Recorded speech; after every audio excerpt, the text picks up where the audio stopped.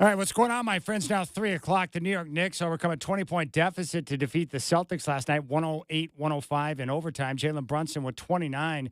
Boston missed 45 threes on 60 attempts. Jalen Brown after the game. In those moments when the other team got momentum, we can't just fire up threes to break up momentum. You got to get to the free throw line, get to the paint, get to the basket, maybe get a easy two, you know what I mean, hit some free throws, and then maybe the next three-pointer feels a little bit better. I feel like we just settled. Game 2 tomorrow at 4 on TNT. Celtics favored by 10.5. Nuggets take Game 1 in OKC on Aaron Gordon's game-winning 3 with 2.8 seconds remaining. Jokic, 42 points, 22 boards, and 6 assists. Cleveland will look to even up their series with Indiana today at 4 on TNT. Cavs favored by 7.5 after dropping Game 1 at 6:30. The Warriors and Timberwolves kick off their semifinal series from the Target Center in Minneapolis. Minnesota favored by 6.5. Rip City Drive with Chad Doings coming up next. Sean Hiken in studio at 4.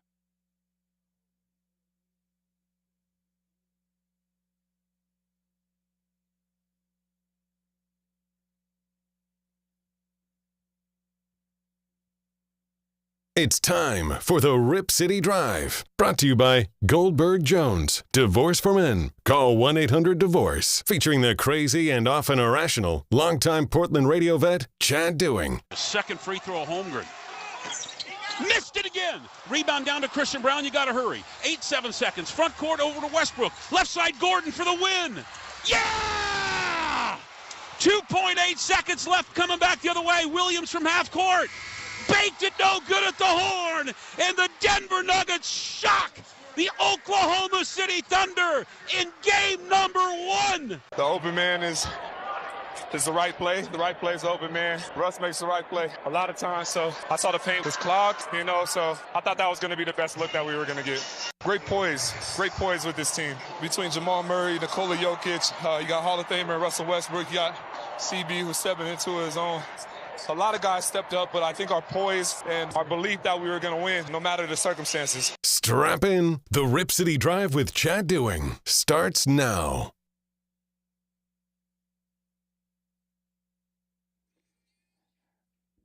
Well, what have I been telling you? I have been rejuvenated when it comes to the NBA playoffs. I have rediscovered my love for NBA basketball, and the playoffs this year are getting it done. Last night's games, both of them, New York and Boston, Denver and Oklahoma City, were awesome. And Nikola Jokic was sensational last night. He was so good, and to watch him operate was fantastic. We'll get into all of that. Coming up on the show today, we're going to be joined by our Trailblazer insider, Sean Hiken from Rose Garden Report. He's going to join me in studio at 4. We'll talk about some of the draft workouts for the Trailblazers. We'll get his take on the NBA playoffs and, of course, the draft lottery, which is now less than a week away. So Sean Hiken in studio at 4 o'clock. And then coming up at 5, I'm going to be joined in studio by my good friend Michael Allen Harrison to talk about his concerts coming up, 10 Grands. And the final 5 shows, which is coming up this weekend, May 9th at 7:30, May 10th and May 11th, he has shows at 2 and 7:30. May 11th at 2 and 6. So Michael Allen Harrison will come in to discuss 10 Grands, which is celebrating 25 years. So that's pretty awesome. And he's a really good guy. I love talking music with him. So Michael Allen Harrison's going to be in studio. And if you want to jump on board, 503-248-0620 is your telephone number, 503-248-0620. Or you can reach out and find me on social at Chad and Rip City. At Chad and Rip City, or 503-248-0620. That's how you can get in touch with me. I hope you're enjoying the day. The weather is spectacular outside. I played golf this morning at Forest Hills Golf Course, and it was in mint condition. So if you're looking to play golf, if you're getting your clubs out and ready to roll for the season, you got to get out to Forest Hills Golf Course. I ran into Marcus Spiros, the owner, this morning, and he told me I'm going to find a couple of new additions. And, you know, what I appreciate most about him is that he's one of the guys out there doing some of the hard work on the course, on the grounds. But the work they did on 16 with the dual fairway and the reworked green is spectacular. It's now completed, and it looks nice, and it plays really well.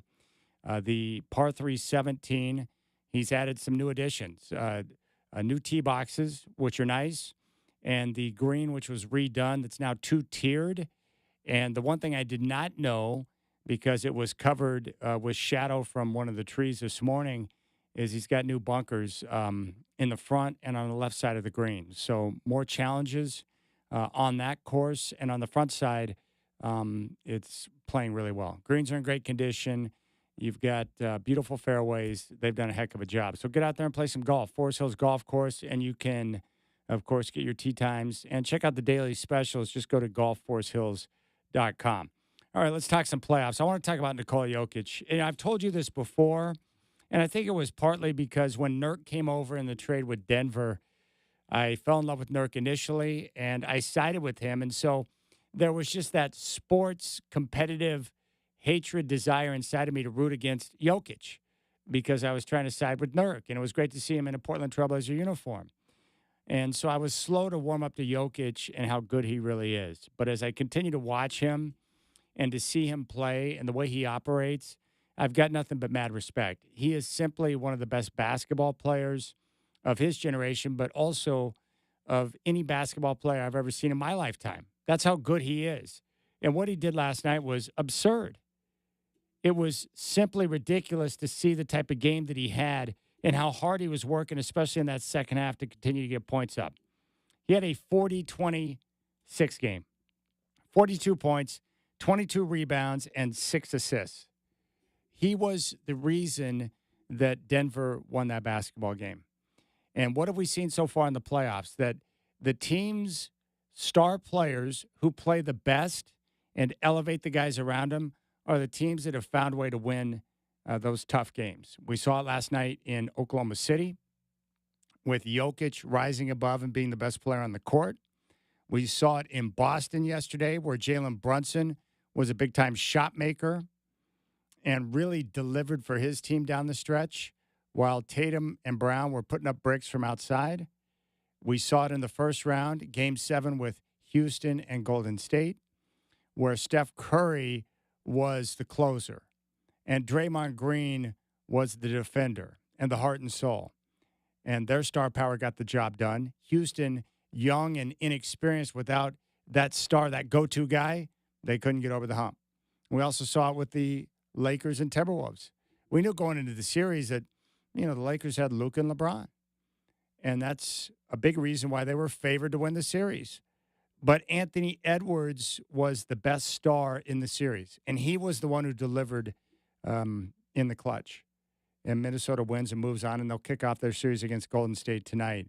But that game last night was bizarre because Oklahoma City, they got that great surge with Caruso in the game in the first half, went on a big run, took a double-digit lead, and they were humming on both ends of the floor.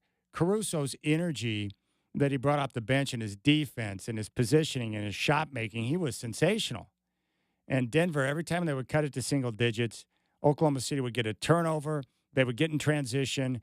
They'd get an easy bucket, and they'd push that lead quickly back up to double digits. But Denver continued to work, to fight, to battle, and it got close in the end, and that was enough for Jokic to step up and hit a big three. And then clearly Coach Adelman had his team prepared for that final sequence where Chet Holmgren missed back-to-back free throws, which would have given the Thunder a 3-point lead. And they would have fouled again, but he missed both. And you see how quickly Brown got the rebound. He immediately got up court to Russell Westbrook, and Westbrook made a great pass, setting up Gordon on the wing to put up the game-winning three. And what's great is Russ knew where he was supposed to go. Aaron Gordon quickly went to the other side of the floor to get himself in position for the open shot, and Russ made the right basketball decision to kick it over and make the play. I was told there is video that I've been searching for. I think it was the Nuggets TV crew behind the scenes where when Brown got the rebound and got it to Russ, they're all screaming, "No!" And the reason why is they thought for sure with a game in Oklahoma City that Russ was going to dribble down and try to be the hero and put up a bad shot. But he made the right play. Credit to Westbrook. He made a great pass, and he put it right in the breadbasket of Gordon, who was able to elevate and put up the shot with Holmgren chasing at him. And he made the shot. Aaron Gordon has become a big-time shot maker this year. He's really improved his shooting. He's become an effective three-point shooter. and he's been big time in the playoffs for the Nuggets. He's a clutch player. He's a smart player. He knows where he needs to be. He knows how to use his body, and he brings toughness to the squad. And he helps protect Jokic a little bit. But make no mistake about it, Nikola Jokic, Denver may have some issues defensively, and that's going to continue to be a problem in this series. But Oklahoma City has no one and no answer for Jokic. Not that anyone does, but they have no answer. He's going to continue to put up ridiculous numbers. Now, maybe they look at it as sort of a win from the standpoint that, yes, he had 42 points. He did have 22 rebounds, but only dished out 6 assists. So do you continue to let him score and be dominant as long as you can limit some of those opportunities he has in the passing game to set up his teammates? Jamal Murray didn't shoot the ball well, but they got great play from Brown, and he was clutch. In fact, credit to Coach Adelman. He kept Brown in the game in the final 4 minutes and kept Michael Porter Jr. on the bench. He was not having a good game, and the Nuggets were able to rise up and get the job done. Wow, what a game. What a finish. And that sequence at the end was awesome. I'm watching and I'm like, wait, what? What just happened here? Jason Kosmicki, one of my favorite play-by-play guys in the NBA, did a heck of a job. Second free throw, Holmgren. Missed it again. Rebound down to Christian Brown. You got to hurry. 8-7 seconds. Front court over to Westbrook. Left side, Gordon for the win. Yeah! 2.8 seconds left coming back the other way. Williams from half court. Baked it no good at the horn. And the Denver Nuggets shock the Oklahoma City Thunder in game number 1. Final tonight, 121 to 119. Yeah, that's the one and only Jason Kosmicki right there. Aaron Gordon after the game. The open man is the right play. The right play is the open man. Russ makes the right play a lot of times. So I saw the paint was clogged, so I thought that was going to be the best look that we were going to get. And there you have it. He made the shot. Nuggets get the win. After the game, Coach Adelman talking about Gordon. Aaron's going to be a hero again, but I'm also looking at 14 rebounds. I'm looking at 22 points. I'm looking at ball handling responsibilities, leadership. He is a Denver Nugget, man. Like he is the soul of our team. So cool to see him have 2 moments that no one will ever forget. And here's more from Coach talking about, the opportunity for his team in game 1. So important. And that's what I was talking about, the mentality. Would have been really easy for me to come up here and say, we just played Saturday in a game 7 and we have all the excuses in the world and we're so tired. And no, it's the playoffs. You only get a certain amount of chances out here. And you're right. Every time they got up, I never sensed, we can play in 2 days. We can still even this thing up 1-1. No, this is our opportunity tonight. Live in the present in these moments. Now, these games they're so hard to win. And when you put yourself in a situation like this, like we did, don't waste your energy. Stay focused on what you're trying to accomplish. And you're right, because we did that, we never let go of the rope because it felt like a few times it was close, like they were about to blow this thing out in their building, which they do a lot. I mean, this is an amazing team that we're competing against with a great head coach, great players and depth. Yeah, man, like I said, the word of the night for me is just mentality. Like, we did it, we stayed with it, and it worked out for us. Boy, how about the job he's doing right now? Taking over in a difficult spot after Michael Malone was fired. I was told from one of my guys in Denver that they made the move when they did, partly because they wanted to get an extended look at Coach Adelman. So I'm pulling for David Adelman. I obviously love his dad, and I want to see Coach Adelman do a good job. And so far, he's hitting all the right buttons. And I was told today from a gentleman within the league that what you saw from Jokic last night when he was on the sideline, yelling at his teammates, giving them instruction, coaching them like a player coach, right? That a lot of NBA coaches would not want one of their players to do that, to steal their thunder. But yet Coach Adelman stepped away and allowed Jokic to communicate with his team. And that's because Coach Adelman knows that in the end, Jokic is the one who will take the most heat when things don't go well because he is the superstar player. And so he gave him the room to be able to communicate what he wanted to. And that's probably a good idea because, one, he is the true leader of that team. He is by far their best player and the best player on the planet right now. And he knows the game. and he knows his team really well. It was great to see that type of competitive desire. There were a couple times in that fourth quarter where Jokic put the ball on the floor and navigated through like 4 guys just to get in position to make a shot. Unreal. All right, we'll keep things rolling. I got more thoughts. We'll hear from Coach Dagnall. I actually thought their philosophy or what they were trying to accomplish at the end of the game, it would have worked to perfection, except for Chet Holmgren choking away 2 free throws. It's weird because when teams don't foul and somebody makes a 3, then the coach gets criticized. But in this case, they do foul and do the right thing, and he still gets criticized because they fouled too quick. So we'll dive into that next. Chad doing Rip City Drive. Sean Hiking going to join me in studio at 4. Michael Allen Harrison talking 10 Grands, the 25-year anniversary. He'll be in studio at 5. You got the Rip City Drive on your home of the Portland Trailblazers, 620 Rip City Radio.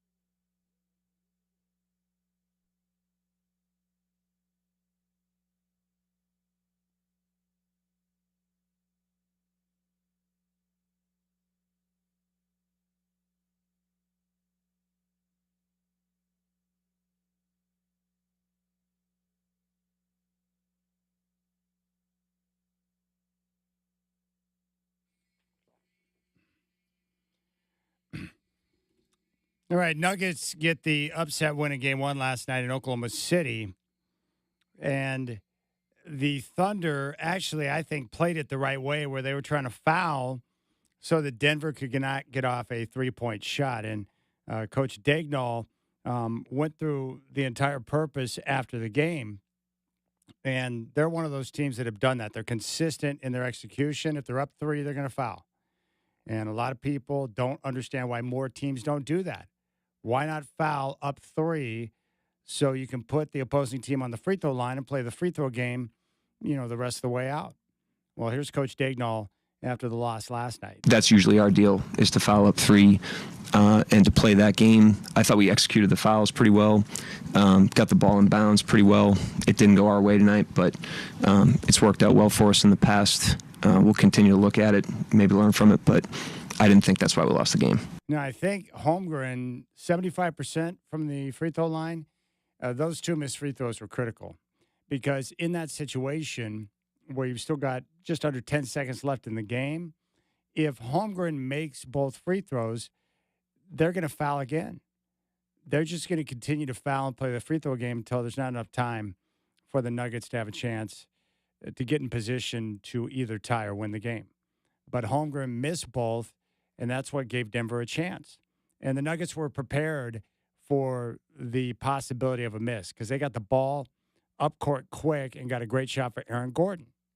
And I hope for Chet, and we've seen this before, where a player steps up to the free throw line in a big moment in postseason play. The one that comes to mind most frequently is Nick Anderson back in the 95 finals against the Rockets. He missed a couple of free throws in that series. Houston took Game 1. They blew them out in Game 2. They ended up sweeping them and winning back-to-back championships.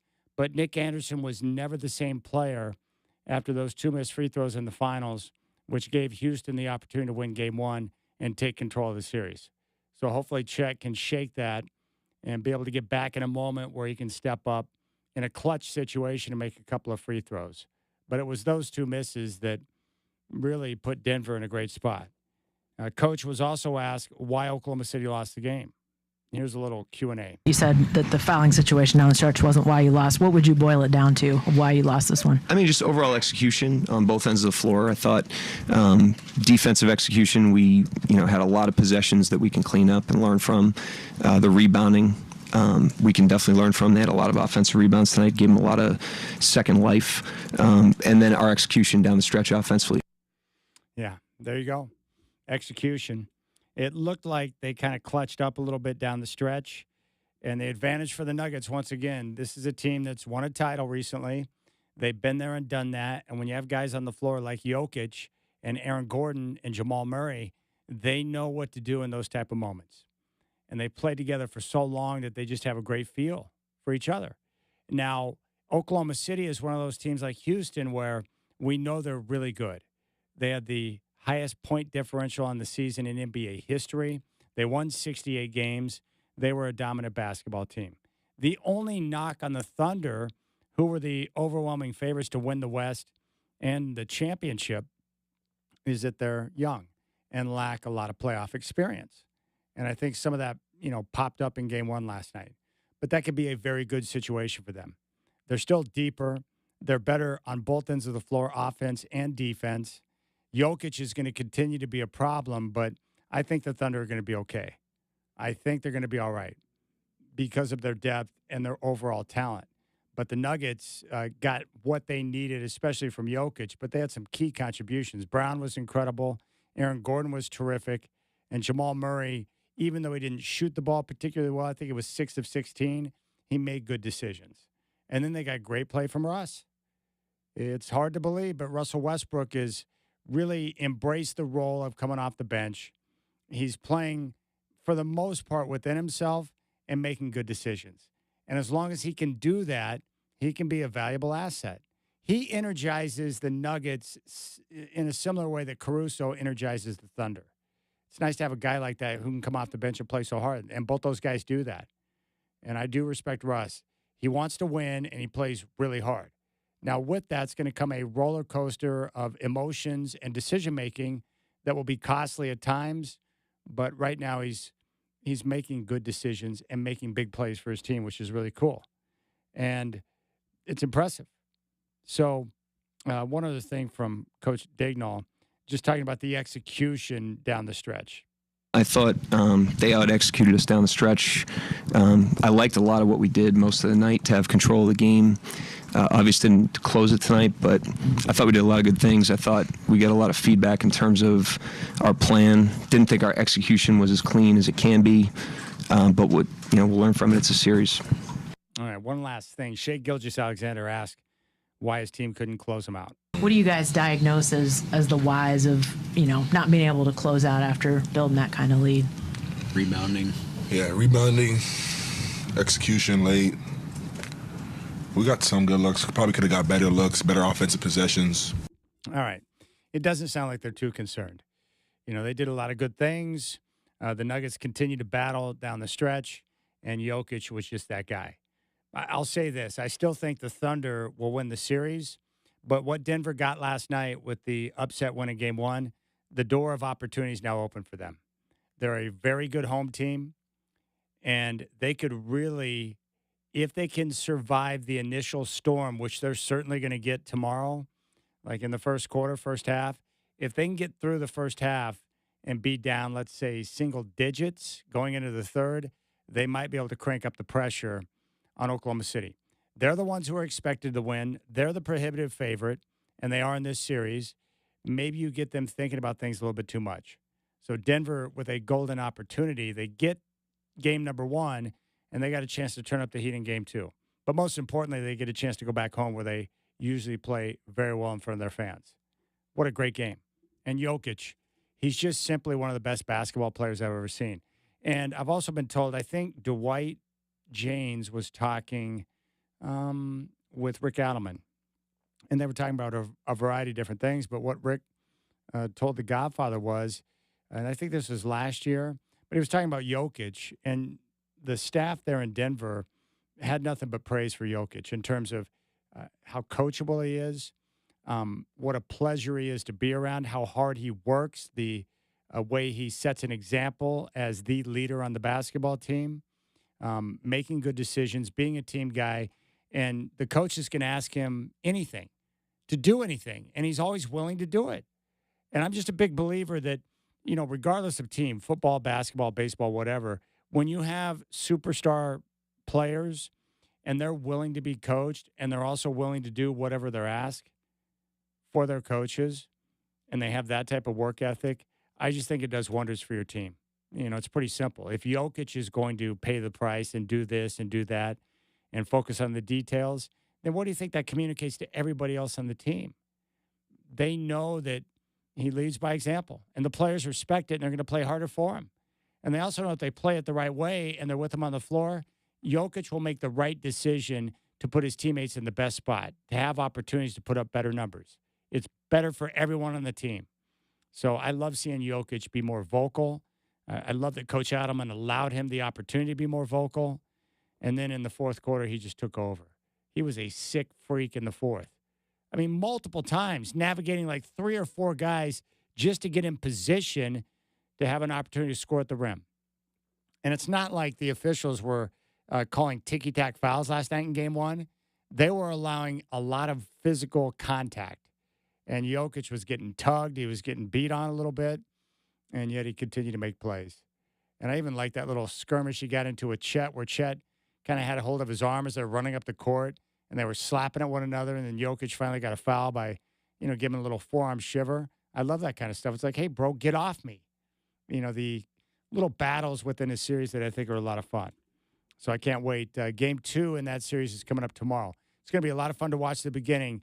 Can Denver survive that opening flurry? Because Oklahoma City's not going to be messing around tomorrow.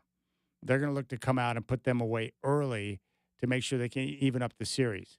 But what if they don't make shots early? What if they get behind? Will the sphincter tighten just enough to where Denver can, crank up the heat in the second half? That's going to be fascinating to watch. Now, in the other game, like Oklahoma City and Denver, phenomenal. And going into the series, I was like, man, New York's got no chance. The Knicks have no chance of beating Boston. They didn't beat them all season. They don't have near the talent the Celtics are superior. And I still believe it. Like the Knicks won game one, and I still think they have no chance to win the series. And I expect Boston to bounce back quickly, but it was an ugly game last night. Boston set a record by missing 45 threes in a playoff game. They were 15 of 60, and they just continued to jack them up with little success. 15 of 60. They actually lost the three-point battle. They were -6. The Knicks had 17 of them. And you could feel kind of the wind come out of their sail with each miss, especially as the game continued. And they jumped out early and looked like the dominant team. They're up 20. It looks like the Knicks have no chance. And they continued to battle, and the Celtics started missing a ton of shots. Now, I'll tell you how much Boston is committed to the analytics and their three-point shooting. They put up more threes than anyone. That's their game, and they do it strictly off the numbers and what the analytics say. But there was a stretch there to end the third quarter. 10 possessions to end the third for Boston. 7 of the 10 possessions did not even enter inside of the three-point line, the basketball. 7 out of their last 10 possessions in the third, the ball remained outside the three-point arc. How crazy is that? It's crazy. I grew up with a different brand of basketball.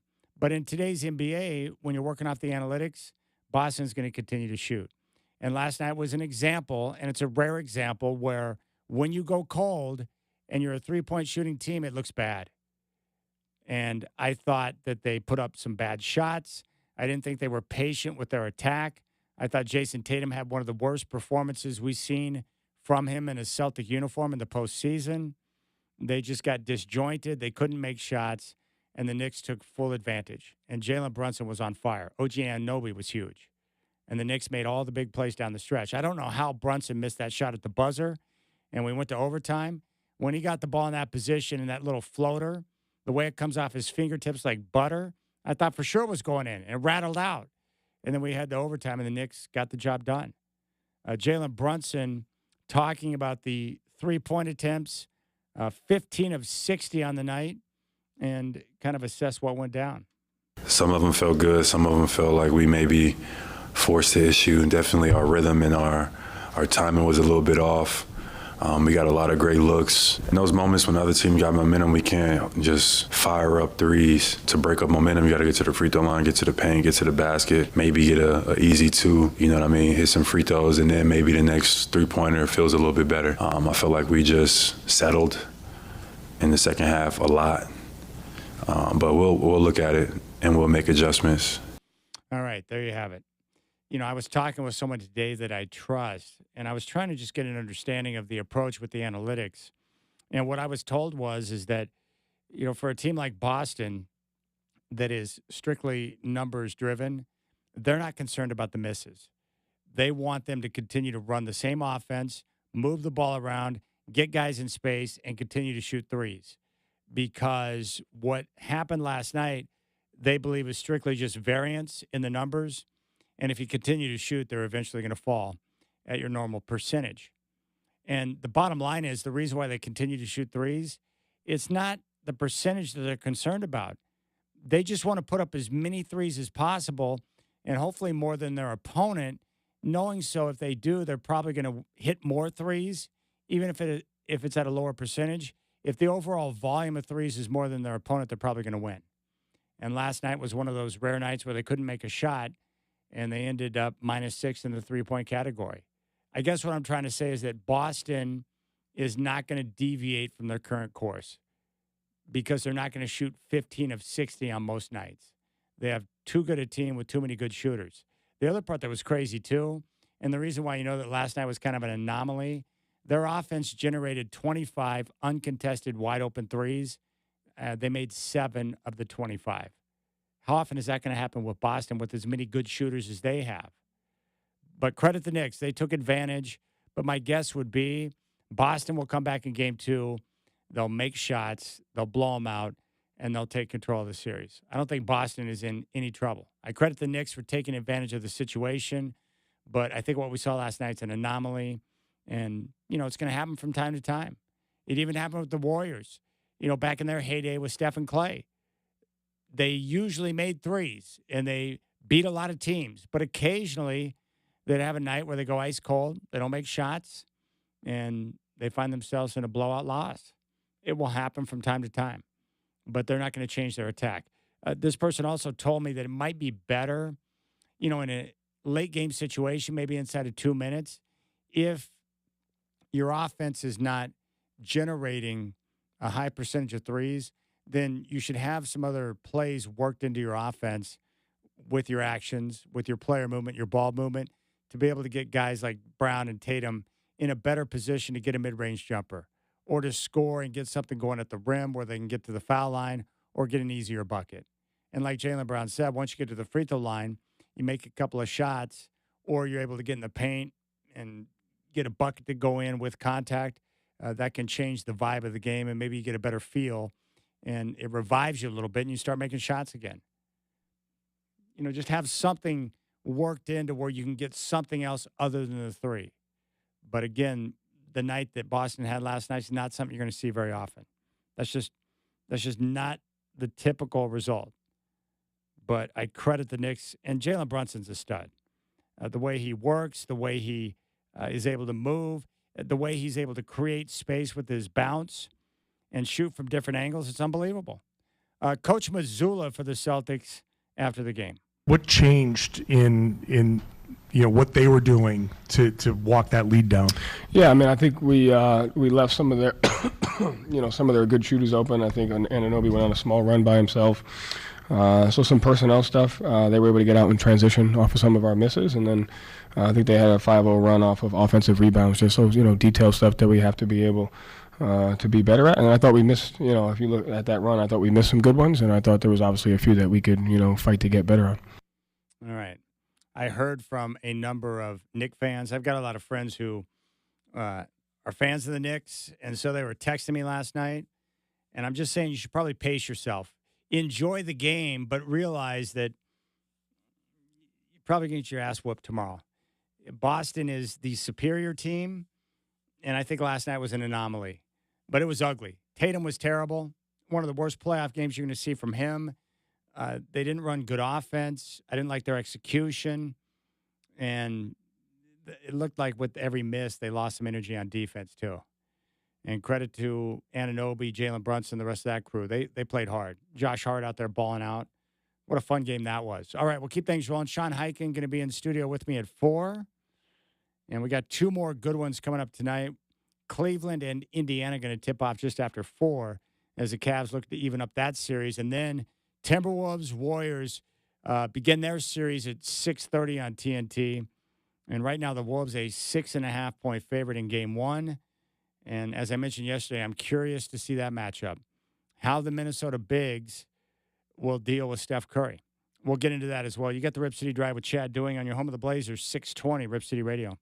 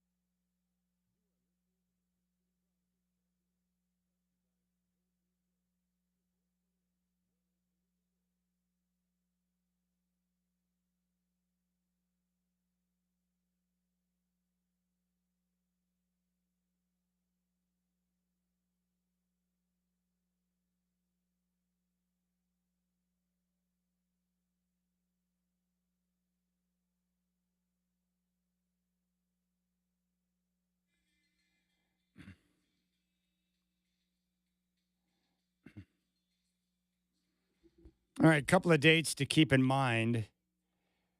The NFL schedule release is going to be on May 14th, and that is 2 days after the draft lottery.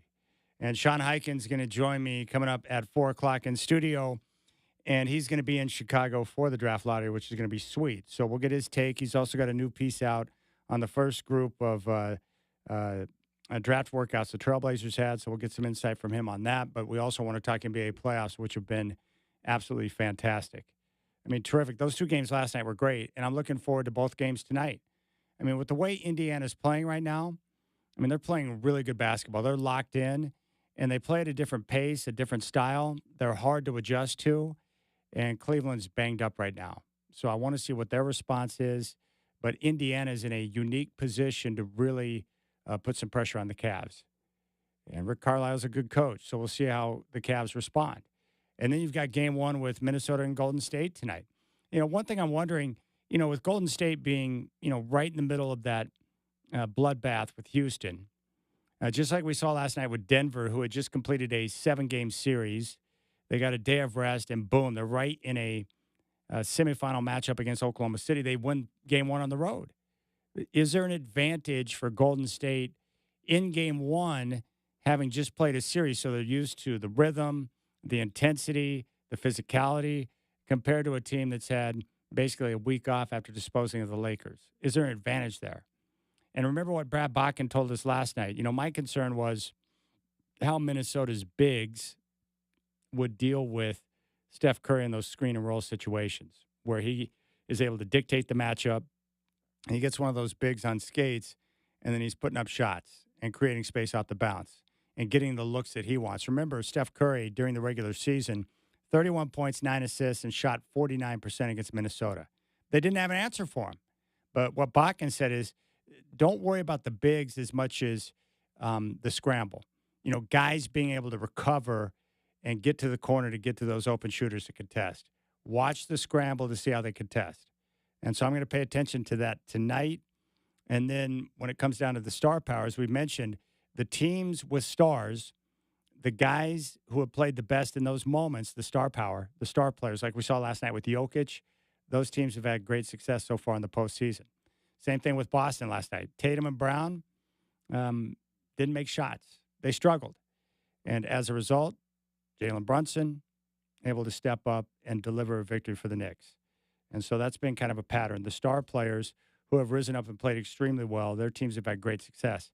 So what's going to shake out tonight between Curry and Anthony Edwards? And I got to give props to Steph Curry.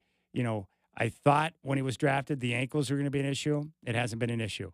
His conditioning, the way he runs and moves around the floor and continues to fight off screen after screen after screen, and yet at the end of games still have the energy to do what he does, it's very impressive. I mean, that guy keeps himself in great condition, and he moves, and he's a very difficult cover. And you got to constantly worry about him. And we'll see how things continue to work out. Also, you know, keep an eye on Draymond Green, too. He did a good job of, controlling his emotions in Game 7 against Houston. But this is going to be a physical series. And Minnesota's got a lot of guys that like to scrap. And so Draymond's going to have to do a good job of being on his best behavior. And he did have a couple of moments in Game 7 where you thought he was going to erupt, but he was able to take a big cleansing breath and just let it slide.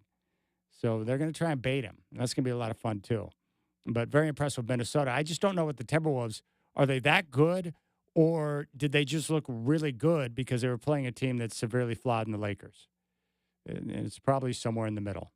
And they played a great series, but the Lakers have issues.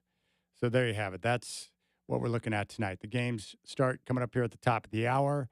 Warriors and Timberwolves at 6:30. And then we get both games tomorrow as well with what we saw last night. New York, Boston, Oklahoma City, and Denver. But Jokic, again, I'll say it, he's just simply one of the best basketball players I've ever seen.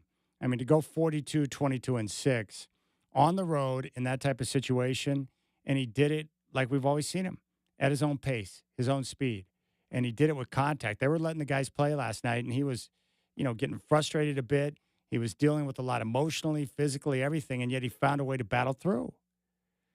And he's a player coach now, too, helping his teammates out, knowing that he's got to get as much from hit the role players as possible. And, there'll be a couple of games where Jamal Murray's going to break out and score well, but this is going to be a tough series for him because Oklahoma City's got multiple guys to throw at him. But I think Oklahoma City's going to be okay. But again, just like we saw with Houston with the lack of experience, how's Oklahoma City going to respond if Denver, puts a little pressure on them in game 2? If they're not able to blow them out tomorrow, can they deal with those clutch situations late when Denver's got a clear path? You saw what they did down the stretch. It was a two-man game with Murray and Jokic. And those actions are what it creates for everyone else. It's tough to defend. Very tough to defend. All right, when we come back, Sean Highkin, Rose Garden Report, going to join me in studio, and we'll talk some basketball. And he's going to be taking off to Chicago real soon, which is great, and the draft lottery coming up on the 12th. If you want to jump on board, 503-248-0620. Sean would be happy to answer any questions you have. You can follow him on social at Highkin. You'll find me there at Chad in Rip City. You got the Rip City Drive on your home of the Blazers, 620 Rip City Radio.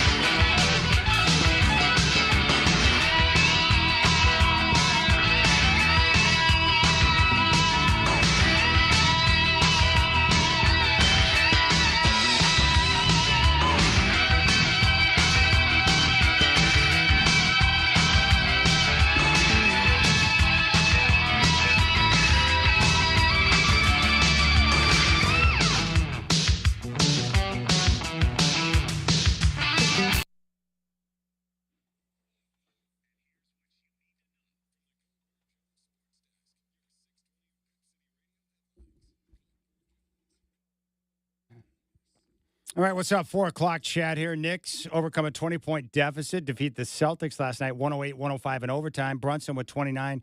Boston missed 45 threes on 60 attempts. Game 2 tomorrow at 4 on TNT. Celtics favored by 10.5. Nuggets take Game 1 in Oklahoma City on Aaron Gordon's game-winning 3 with 2.8 seconds remaining. Jokic, 42 points, 22 boards, 6 assists. Cleveland will look to even up their series with Indiana today at 4 on TNT. The Cavs are favored by 7.5 after dropping Game 1.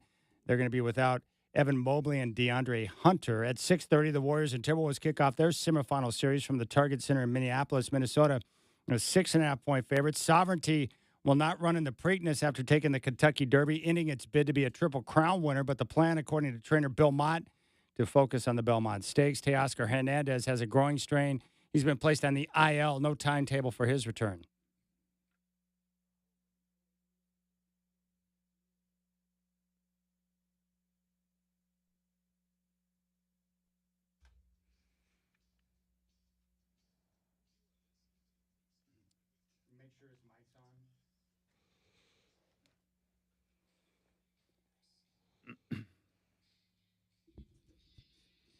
All right, my good friend, our Trailblazer insider Sean Hyken from Rose Garden Report is in studio hanging out with me.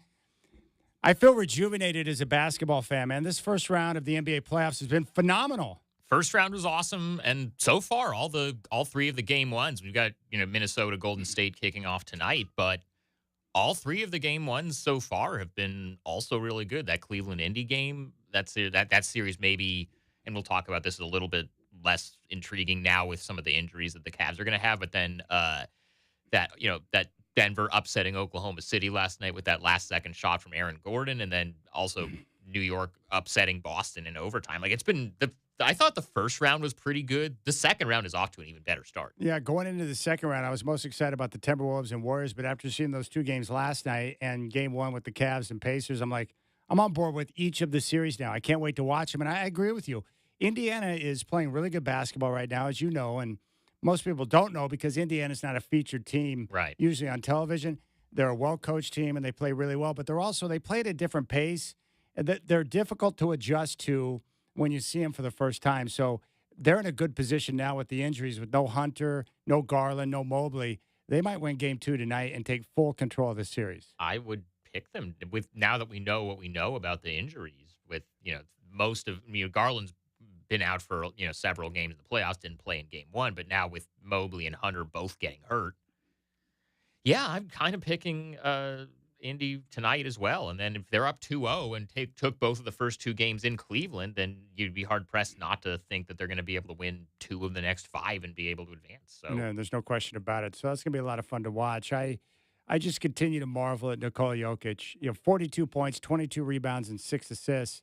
He's just simply one of the best basketball players I've ever seen. And what I loved about last night, he had to work his tail off. They were allowing a lot of contact. There were multiple times in the fourth quarter where he navigated around like 3 or 4 guys to get to a spot to be able to score. He makes good decisions, and he showed a lot of toughness last night, but I thought he was fabulous.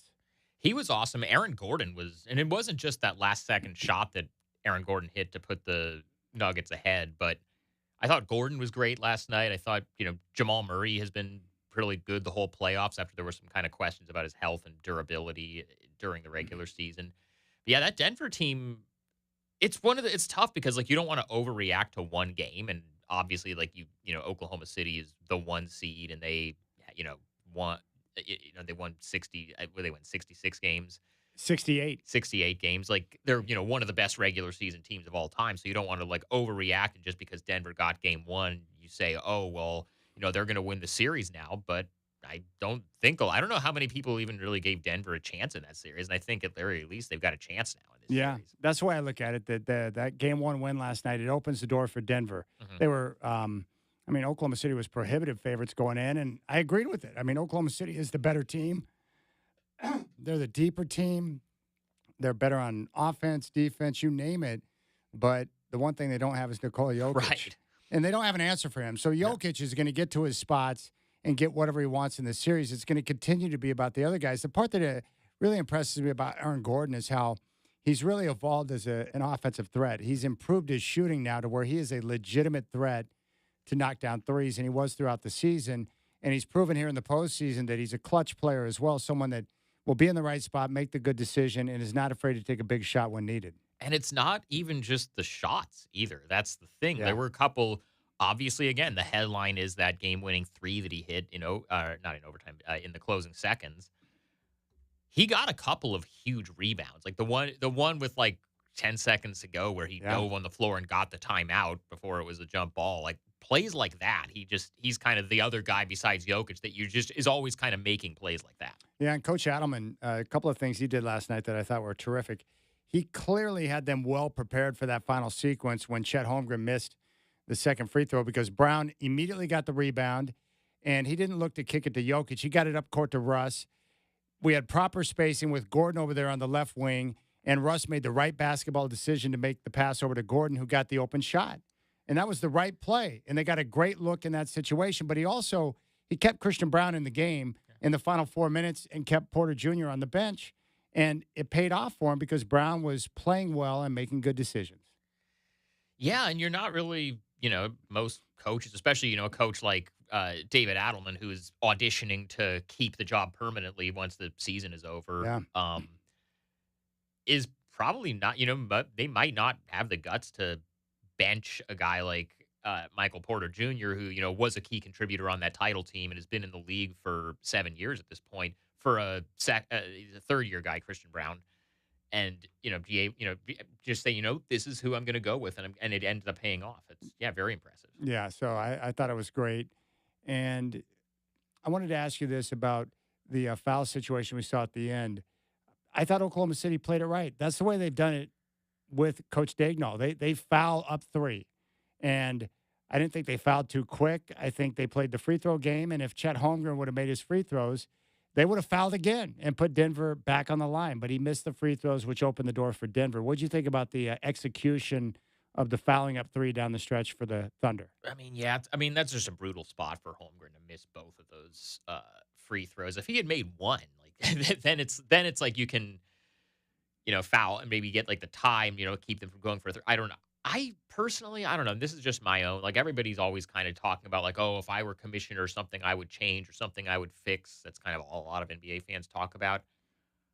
I'm not a fan of the fouling up three. Like I know it's a good strategy, but as somebody who's watching the games, like I don't like seeing these games just kind of turn into free throw contests at the end. Like if there was some way for them to change the rules so that like if you foul up three in like the final 30 seconds of the game, then it's one shot and the ball out on the side. Yeah. To do something to kind of discourage that, to like, make the team that's up three actually have to defend a possession at the end of the game instead of just saying, oh, well, we're going to foul you. And then, it's just going to be a 20 minutes extra on this game of a free throw shooting competition. And last night was the one time that I can remember in recent memory where they did it kind of as expected, and it actually didn't pay off for the team that was doing it. But like 90% of the time, it just turns into a free throw competition, and then the team that was already up three ends up just winning. But it took an extra 20 minutes, and just watching teams shoot free throws, which isn't fun to watch.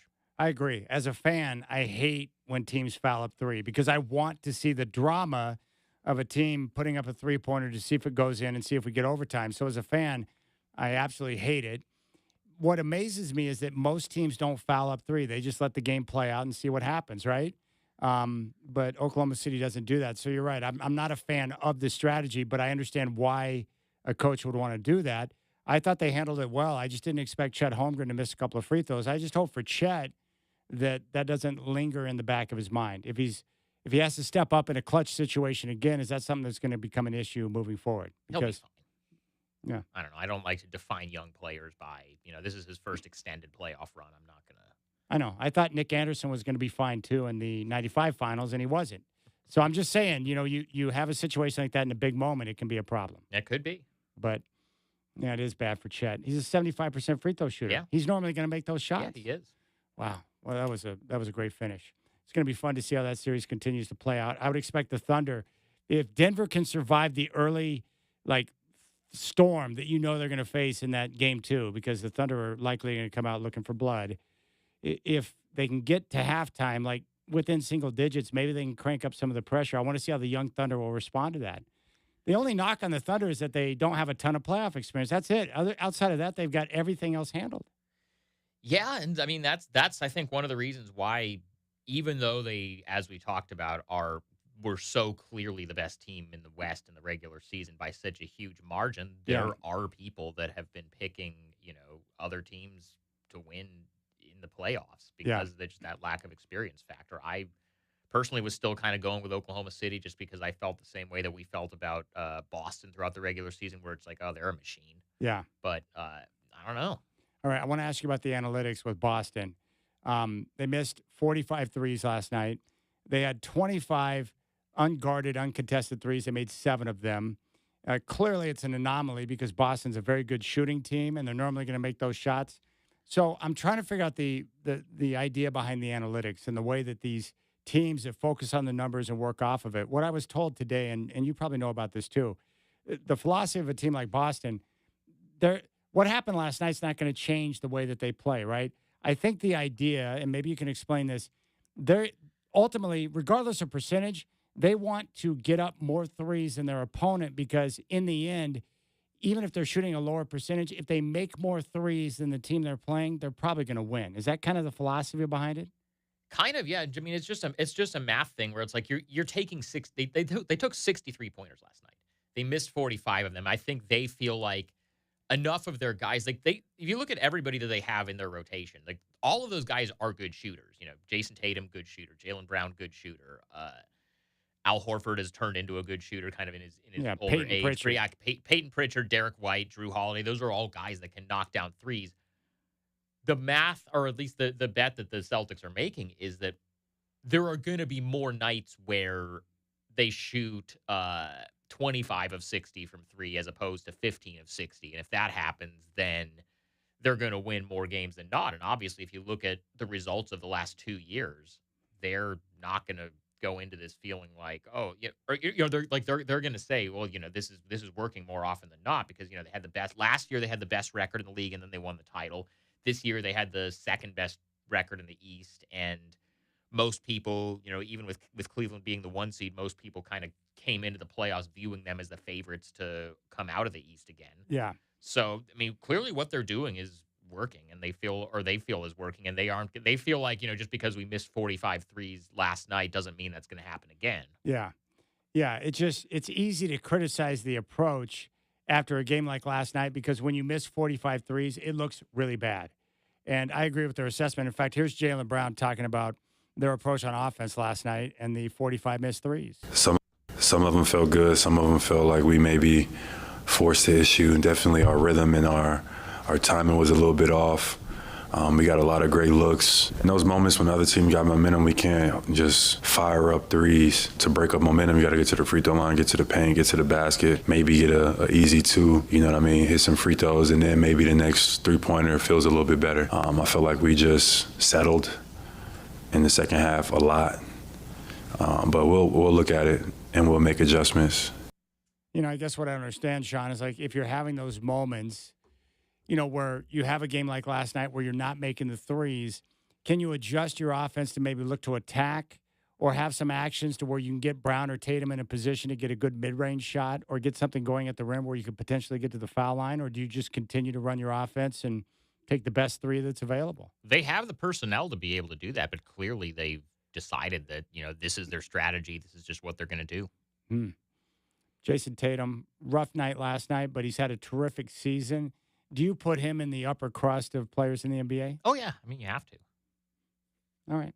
I'm just curious. Yeah. Some people knock him for some of his postseason, play, but I don't have an issue with it. I think Boston will be fine. I love New York because of how hard they play, and Jalen Brunson's a lot of fun, but it wouldn't surprise me if that's the only game in the series that they win. Probably, yeah. All right, we'll keep things rolling. Want to get Sean Hyken's thoughts on the draft workouts. The lottery is just now less than a week away, so we're going to find out where the Trailblazers will be picking in the upcoming draft. If you want to jump on board, 503-248-0620. Pacers, Cavs tied at 9, just about midway through the first as they kick off game number 2 in Cleveland. You got the Rip City Drive with Chad doing on your home of the Blazers, 620 Rip City Radio.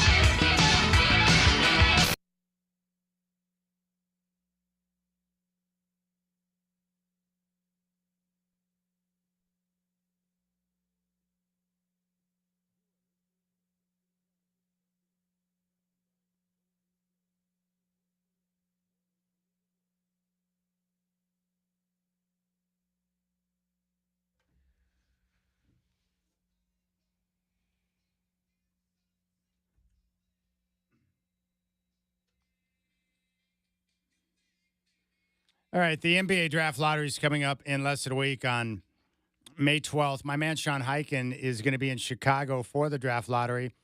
So when do you take off for Chicago? I'm flying out a couple days from now on Thursday, and then I'm going to be there for that whole next week. The lottery is on Monday the 12th, and then the combine is Tuesday, Wednesday, Thursday. Okay, sweet. So I've never been. So what's it like? Do you get a chance to watch players work at the combine? Yeah, we get to kind of sit there, watch them run. They do some 5-on-5 scrimmaging. They do a lot of the drills for measuring vertical, measuring agility, measuring all that kind of stuff. It's kind of similar to the NFL combine where you always hear about what guys 40 times were or any of that kind of stuff. And that it's also just kind of where, so, we do get to watch a lot of that stuff, but it's also a big event for teams because a lot of, every team has basically their entire front office out there. And that's when they start having meetings with once, especially once the lottery happens and teams know where they're picking. Yeah. They start having meetings with players that might be projected in their range and their agents. And then they start setting up, okay, we might bring this guy in over the next 6 weeks for an in-person workout, or we might, we might look at this guy, we might not look at this guy. And then a lot of that's also there's a lot of intel for, of how guys look at the combine, and that can kind of change what people's boards look like. I know at the NFL combine, the 40 time is a big deal, right? To see how fast someone is. What are some of the numbers that you think people care about at the NBA combine? Well, the vertical I think is a big thing, but then also, some of the running stuff, so you want to track speed, but then some of the actual measurements, like wingspan, is always a big thing that comes out. I remember last year, it was a big deal when Nikola Topic, who was a guard that missed this whole last season with a torn ACL, but he was a lottery pick for Oklahoma City. It was he was somebody earlier on in the cycle, he was projected as a top 5 pick, and then after the combine, it came out that his wingspan was shorter than his height, and so that dropped him down some boards once they got that stuff measured. So it's all that kind of stuff. It's kind of similar to the NFL, but it's not as much of a big public event the way that the NFL one is, because the NFL just has all that stuff. Oh, speaking of Oklahoma City, did I see where Sam Presti won Executive of the Year? He did. That'll happen when your team wins 68 games and you acquire every pick every imaginable. Single draft pick, yeah. You know what's scary is that if any big names are moved, they would be in a position to put together a package that would outdo anybody else in the league for any player. It could be Giannis, it could be Kevin Durant. They could go after anyone they wanted. They could, yeah. He's done a great job building that thing. Gosh. And he's also, it's not just that he has all the assets, because you can have all the assets and people talk about how great you are because you have all the assets and it never turns into anything. Yeah. But they've also done such a good job of getting not just, obviously they have the obvious top end guys like SGA, but then you look at some of their other draft picks that they've nailed, like Kason Wallace, who's a solid role player, and some of those fringe signings like Isaiah Joe and Aaron Wiggins. They just have so many guys. They've done such a good job of the talent evaluation on the fringes and all that kind of stuff. It's not just, they did some trades and got a bunch of picks. You have to also get those picks right, and you've got to, manage that stuff well, and they've done that. Yeah, even Josh Giddey, who they moved off of, is a terrific basketball player. He's been really good in Chicago, but then, when they traded him, it was for a guy like Alex Caruso, who just completely complements what they How good was he already. last night? Yeah. Sean, he came in and instantly flipped the game. Yeah, he's kind of, as far as, the wing defenders like that, Giddey it was obvious that he wasn't real. That was one guy they had that wasn't really working out and wasn't going to be a long-term piece. And then they were able to bring in a guy like Caruso in exchange for him. Yeah. He's been great. In fact, Caruso would have been really the story of Game 1 had it not been for the comeback last night. Because Caruso came in and the game instantly turned. They went on a big run and took control of the game, and then the Nuggets somehow were able to work their way back into the game. So, all right, the Blazers have kicked off their workouts pre-draft. Mm-hmm. How many guys did they have in today? 6. 6 guys.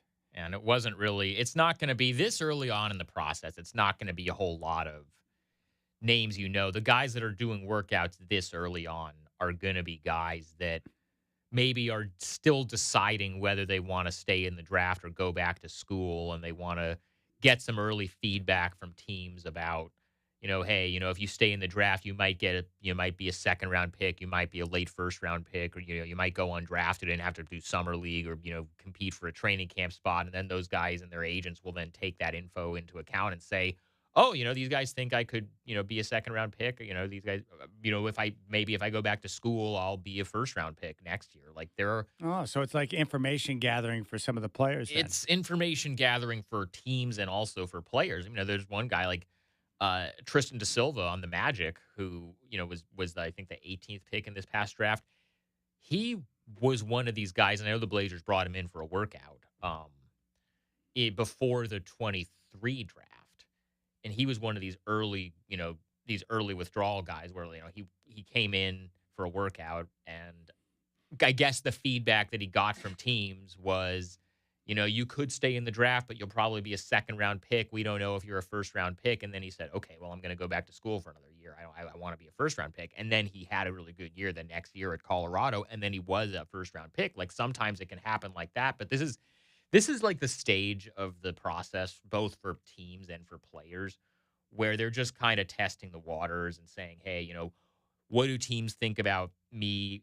From a player standpoint, it's like, what do teams think about me? Do teams think I could be drafted? Or, and from a team standpoint it's, at this level, it's, if this guy stays in the draft, is this somebody that's worth a second round flyer? Or is this somebody we might want to have on our radar for the G League or for Summer League or for a training camp invite? That's kind of the stage of the process that's going on right now. Once we get past the combine, that's when you're going to start to hear about the guys that are like projected lottery picks or projected first round picks. They're going to start doing the tour and, going to all the different teams that are kind of in the range that they're projected to be picked in and doing the in-person workouts at different facilities. That stuff's not going to be till like later in May or early June. So will the Blazers get a chance to work Cooper Flagg? If they get the number one pick. I can't imagine Cooper Flagg is working out for any team besides the team that gets the number one pick. Oh, so it won't be until after the lottery then. So once they know where they're picking, obviously if you've got the number one pick, you can talk to anyone you want. Well, you're bringing Cooper Flagg, and what I'm going to be interested in is, the thing is. But you're right. If you're selecting at number 5, Cooper going to be like, hey, I'm going to be the top pick taken. I'm not going to talk to you. Put it this way. The Blazers had the third pick 2 years ago. They brought in Scoot. They brought in Brandon Miller. Yeah. They brought in the twins. They did not bring in Wemby. Yeah. Because Wemby knew he was going to San Antonio, so it's a waste of everybody's time. You got to fly out there. You got to travel out there just to know that you're not going to, like, and so, if the Blazers get the number one pick, I can't imagine. I mean, maybe they do if, they wanted, if the agent wants to do it as a PR thing, but I can't imagine even like Dylan Harper is going to bother coming out for a workout here because they would know it was whichever team gets the number one pick. I think anybody besides Cooper Flagg is going to know that it's a waste of time to even go work out with them. But then Cooper Flagg is the 100% the number one pick. It's not quite as much of a lock as Wemby, but it's like not far off. Yeah. And the way it works is if you're a GM of the team that's got the number one pick and you don't select Flagg and he turns out to be a super stud, right, then you'll be known as the guy that passed on Flagg. I don't think that's really on the table. So, but here's the thing, though, Chad. Even if these guys let's say these guys get the number one pick, we know who they're taking at number one. Yeah. And we know that Cooper Flagg would probably be the only one of the projected lottery guys that they're gonna like bring in for a workout. We also know that the Blazers only have that lottery pick; they don't have any other picks. That doesn't mean they're not also still gonna do other draft workout sessions like the one that they had today with some of the lower level guys, where maybe they are looking at different guys for, maybe they don't have a second round pick as of now. Maybe they want to buy a second round exactly pick. Maybe there's somebody that they really like, maybe there's somebody like they want to just have on the circuit and say, hey, if that guy doesn't get drafted, maybe we want to give him a summer league invite. Maybe we want to give him a two-way. Maybe we want to give him, they're still going to do their due diligence about gathering information, it's why it's always really funny to me when, the team will usually, when they do these workouts, the day of the workout, the team will usually put out the list of like players that are working out. And when that gets posted online, you see all the fans being like, oh, like, well, that guy's not projected. It's like, just because they're bringing a guy in for a workout doesn't mean they're like going to draft that guy. Yeah, it's just due diligence. I like it. you want to talk to and work out as many guys as possible, because even if you don't get them now, you may have interest in trying to work a deal to get them in the future. That happened with Tumani Kamara. The Blazers brought him in for a workout before that draft. They ended up not drafting him. And actually, like they've talked about this before, his workout here was apparently like not his greatest workout because it was like his fourth one in a row, and he wasn't like he hadn't slept before it or something like that. It was like not a great workout, obviously, because they didn't end up drafting him with their second round pick. But why didn't they? I guess he didn't have a very good workout. They liked Ryan Repair more. I don't know, but it was because when the talk started with the Bucks and the Suns about the Dame trade, and his name was in there, they can still look at and say, we did bring him in for a workout. We think he's got some talent. That could, and because they had brought him in because they had kind of had that baseline of information and of intel, they had a little bit more to go off of. So that's kind of what a lot of this stuff is, even outside of just, they have the number whatever pick, and so they're bringing in this guy who's projected to go around their range. There's a lot more to it than that. It's pretty awesome, or pretty amazing to me, how often really good players end up slipping into the second round. Mm-hmm. And then a couple of years later, they become a bona fide starter and a big-time star in the league, and you look back, you're like, they were in the second round? I mean, there are a lot of guys like that, right? Yeah, not just Tumani, but, you look at this year, Jalen Wells in Memphis was a second-round pick. I think he came in second in Rookie of the Year voting. He was terrific. Yeah. Yeah. In fact, early in the season when the Blazers were playing Memphis, I'm looking at some of the Grizzlies' young guys. I'm like, who's that guy? Mm-hmm. And you're like, they can really play. Yeah. And what separates some teams from others is the teams that can really nail those, anybody can get the number one pick and draft Cooper Flagg, and that's the obvious pick to make or whatever. But yeah, or identifying a player like Denny Avdia, that you think has great potential and will fit what you're trying to accomplish, and then you make a move to get him, and now he took it to a different level this year with the Blazers compared to what he was with the Wizards. Yeah, and he was a good player in Washington. Yeah, and they felt like he was undervalued, and they thought he was capable of more than he was able to do in Washington, and obviously that gamble paid off. All right, so we just got to sit and wait then. I think you and I are on the same page. Cooper Flagg obviously is the ultimate dream, and that would be transformative for all of us here in Rip City, you and I and everybody else. But at the very least, like just jumping into the top four would be monstrous because would be huge. I still, the pursuit of the number one option, the go-to guy, like that's hard. Every team's looking for that guy, and I just want the Blazers to have as many opportunities to be able to land that guy. And if you can get into the top four, maybe one of these guys, even if it's not Cooper Flagg, maybe you grab a Dylan Harper or somebody else that turns out to be, a big-time player. You want to give yourself as many chances as possible. Yeah, well, I don't know if you saw. I don't really know that much about hockey, but I happened to see that the NHL had their draft lottery yesterday, and the New York Islanders got the number one pick with roughly the same odds that these guys are going to have. I like that.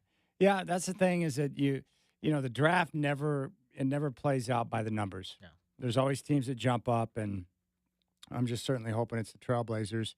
And I'm excited about this entire process. But, the good thing is that I have confidence in Cronin and Schmitz and his staff because they've proven to be able to identify guys. Even if they can't find the superstar player, they don't have access to Flagg.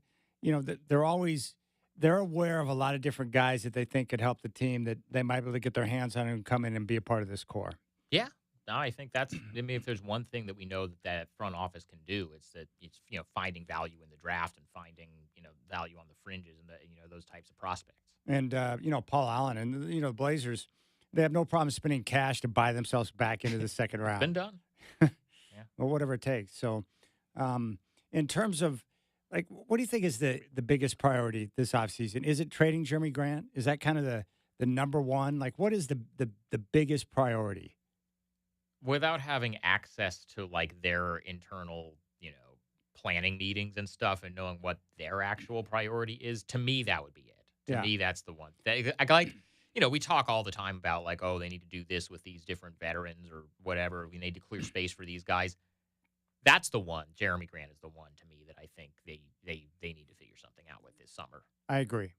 And I think you and I talked about this last time you were in. Like, even if they start the year with Ant still on the roster, like, that'll still work. You can make it work with Ant Shaden, and Scoot. And also, another one of those guys, like if DeAndre Ayton is still here in the start of training camp with him and Klingon, like with what we know about, Robert Williams, if he's still around, like his health concerns, and Ayton starting and Klingon still getting a ton of minutes is not the end of the world. That's fine with DA going into the last year of his contract, like that's fine. Like Jeremy to me is the one that, like, because they need to have Denny Avdia and Tumani Kamara both in the starting lineup, like and the amount of money that Jeremy is making, that's the one they gotta figure something out with this summer. If they're unable to move Grant and he's still on the roster at the start of the year, don't you have to start Grant?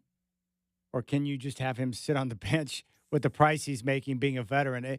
That doesn't work in my mind. That's above my pay grade. That's a Chauncey. I don't think he's like sitting on when you say sitting on the bench, I don't mean like out of the rotation. No, he'd be like a 6-man guy. I mean, that's something that Chauncey is going to have to sell him on because, again, I think you have to be able to start both Kamara and Avdia. I agree. The reason why is very simple. It's not that we have a problem with Grant. It's that the Blazers are going to be looking to compete next year, and we can say without question they are at their best when Avdia and Kamara are on the floor together starting next to each other forward. Period. Grant was a guy that fit when they were building around Dame. Yes. And I don't know how much, especially with how good those two guys are and how much those two guys both need to start. Like, I don't know what they got to figure something out. I mean, aren't you kind of curious too to see what, like, take Tamani and Denny, for example, with a full offseason of work to see what they're going to add to their game and how much better they can be from this year to next season. Like, that's going to be fun to watch. The thing you have to remember, and this is kind of what was amazing about the leap that Tumani took this year, he didn't really get to do a lot last offseason because he had the broken rib, or he had the rib, whatever the rib injury was that he had, right. Missed the last month of the 23-24 season. And then because of that injury, he didn't really get to do that much in the offseason, basically until like late July, early August. He didn't really get to even work out. And so without even having a full offseason to be able to work out and get better and work on his game, he still got as much better as he did. What's going to be really interesting with those two also is in late August, the Eurobasket tournament, which Denny has already confirmed he's going to play for Israel. Like he's already said he's going to. He's done it before. Tumani Kamara may or may not play for Belgium. I don't know. Yeah, I'm happy for Denny. Yeah. He really wants to do that badly, Mm-hmm. which is cool. And I think it's good when you get some of your guys, as long as they don't get hurt, right, to get them in those type of competitive battles. I think it can be very good for your offseason. Good for young guys to get that experience. There's no question about it. All right, we'll keep things rolling. More with Sean Highkin when we come back. Michael Allen Harrison going to be in studio coming up at 5. You can find Highkin at rosegardenreport.com and also on social at Highkin. You got the Rip City Drive with Chad Doing on your home of the Blazers, 620 Rip City Radio.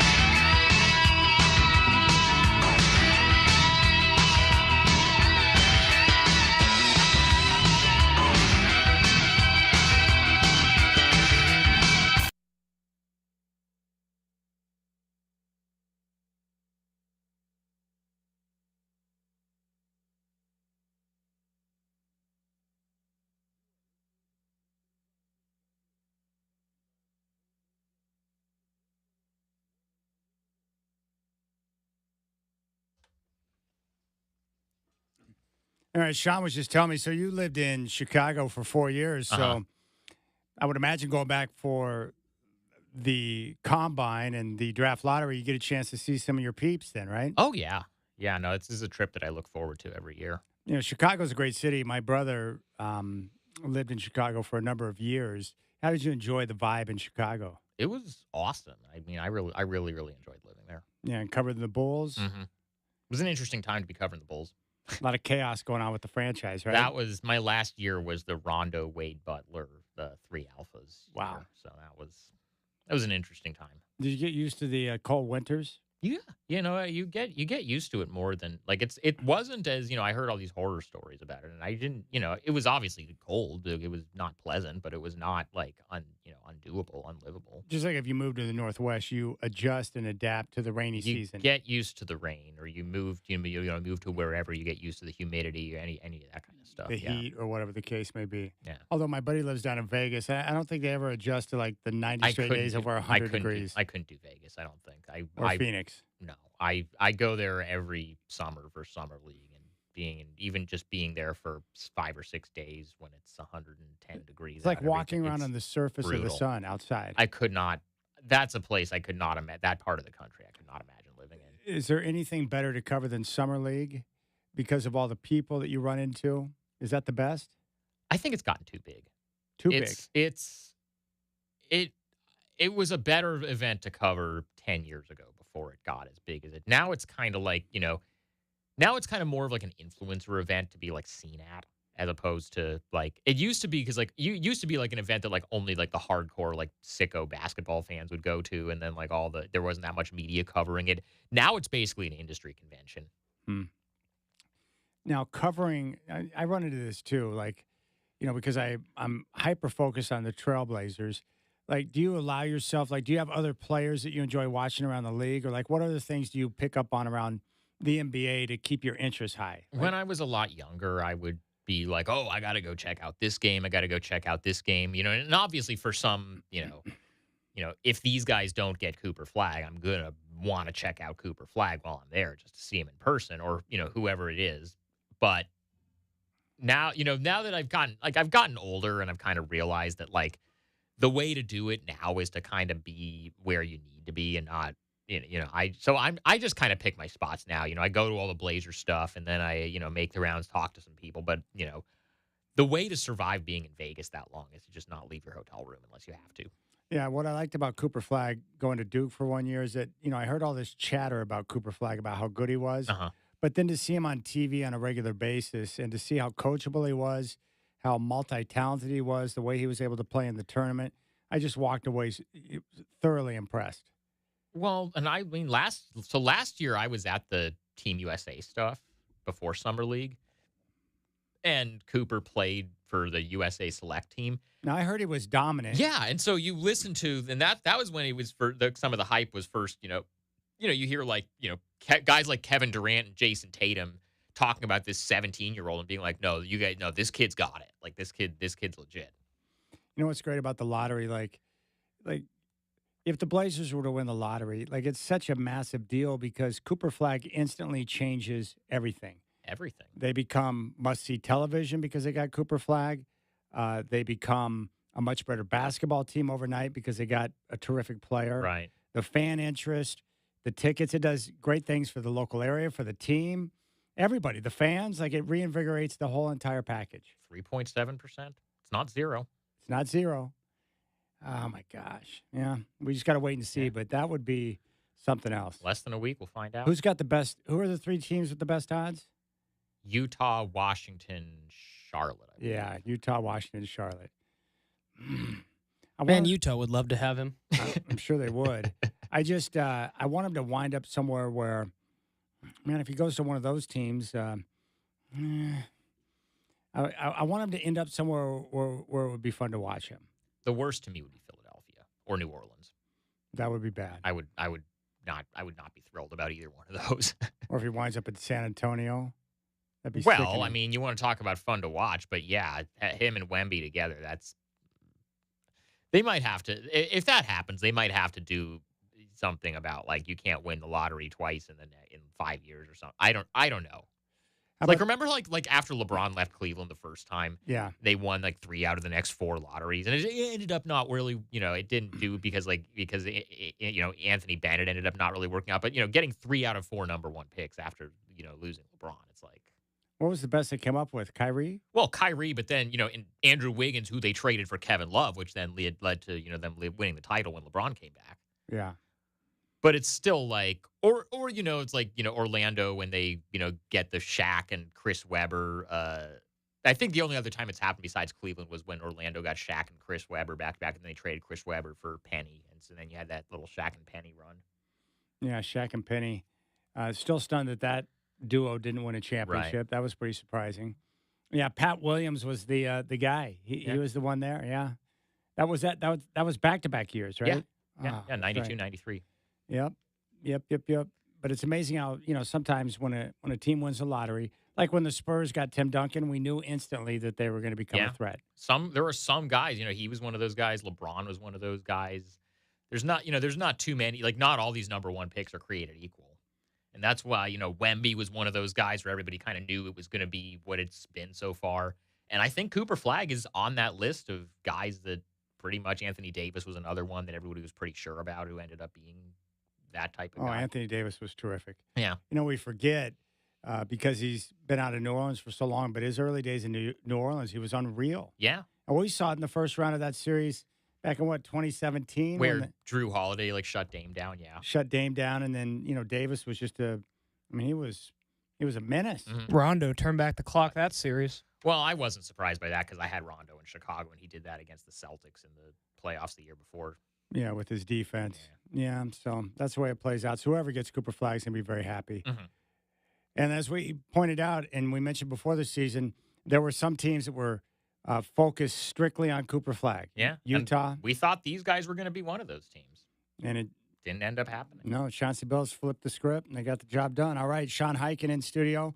Thanks for your time, buddy. Yep. I'll catch up with you soon. Have a safe trip into Chicago, and we'll talk to you on Friday. Yeah. All right, buddy. Thank you. There's Sean Highkin. We'll come back. Michael Allen Harrison is coming up to talk about 25 Grands, 25 year anniversary of 10 Grands, which is coming up this weekend. The final 5 shows. We'll get the details from Michael here on the Rip City Drive.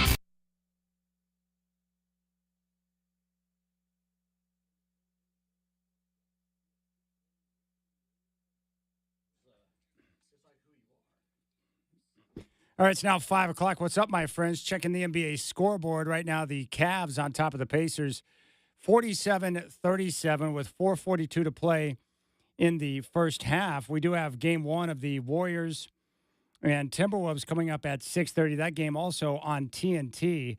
And right now the Wolves are favored by 6.5. Last night, the Knicks overcame a 20-point deficit. They took game one in Boston in overtime, 108-105. The Celtics missed 45 threes.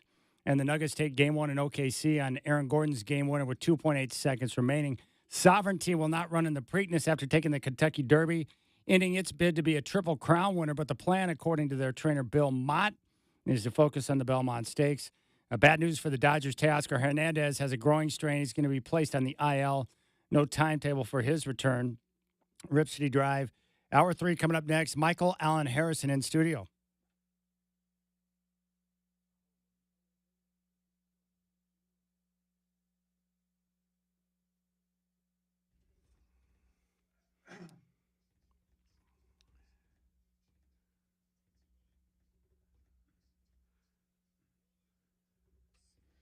All right, it's always a pleasure when Michael Allen Harrison reaches out and says, hey, I want to come in studio. I'm like, you're welcome anytime, my friend. It's great to have you back, buddy. Hey, Chad. Happy to be here. It's always fun. I know. I'm sorry that we were talking about the possibility of getting Cooper Flag, and then every time we think about what could happen, we're always reminded of what didn't happen, unfortunately.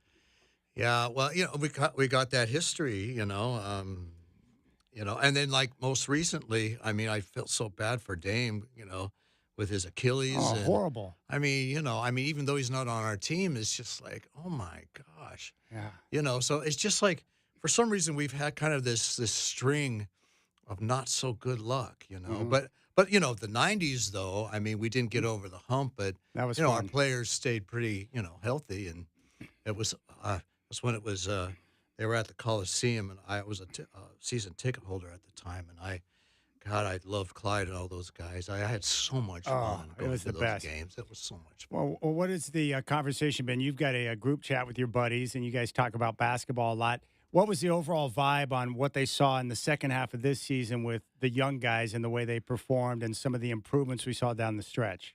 To kind of sum it up, it was way more entertaining this year. Yeah. We enjoyed watching the team. I think that's a perfect way to say it. It was very entertaining. Yeah, and that's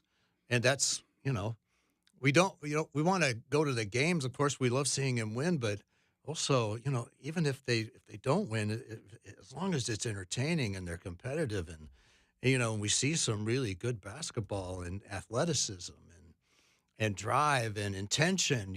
I mean, when you get to see that, it's fun. So when you're disappointed in a loss, it's just like, man, too bad they lost, but boy, that was a great game. But in some previous years, it's like, they lost again. It's just like, oh, geez, this really sucks. Not entertaining at all. You know what's great? What's great about you is that I saw you in concert for the first time when I was 19, and this was back at the old church. You did a Valentine's Day show.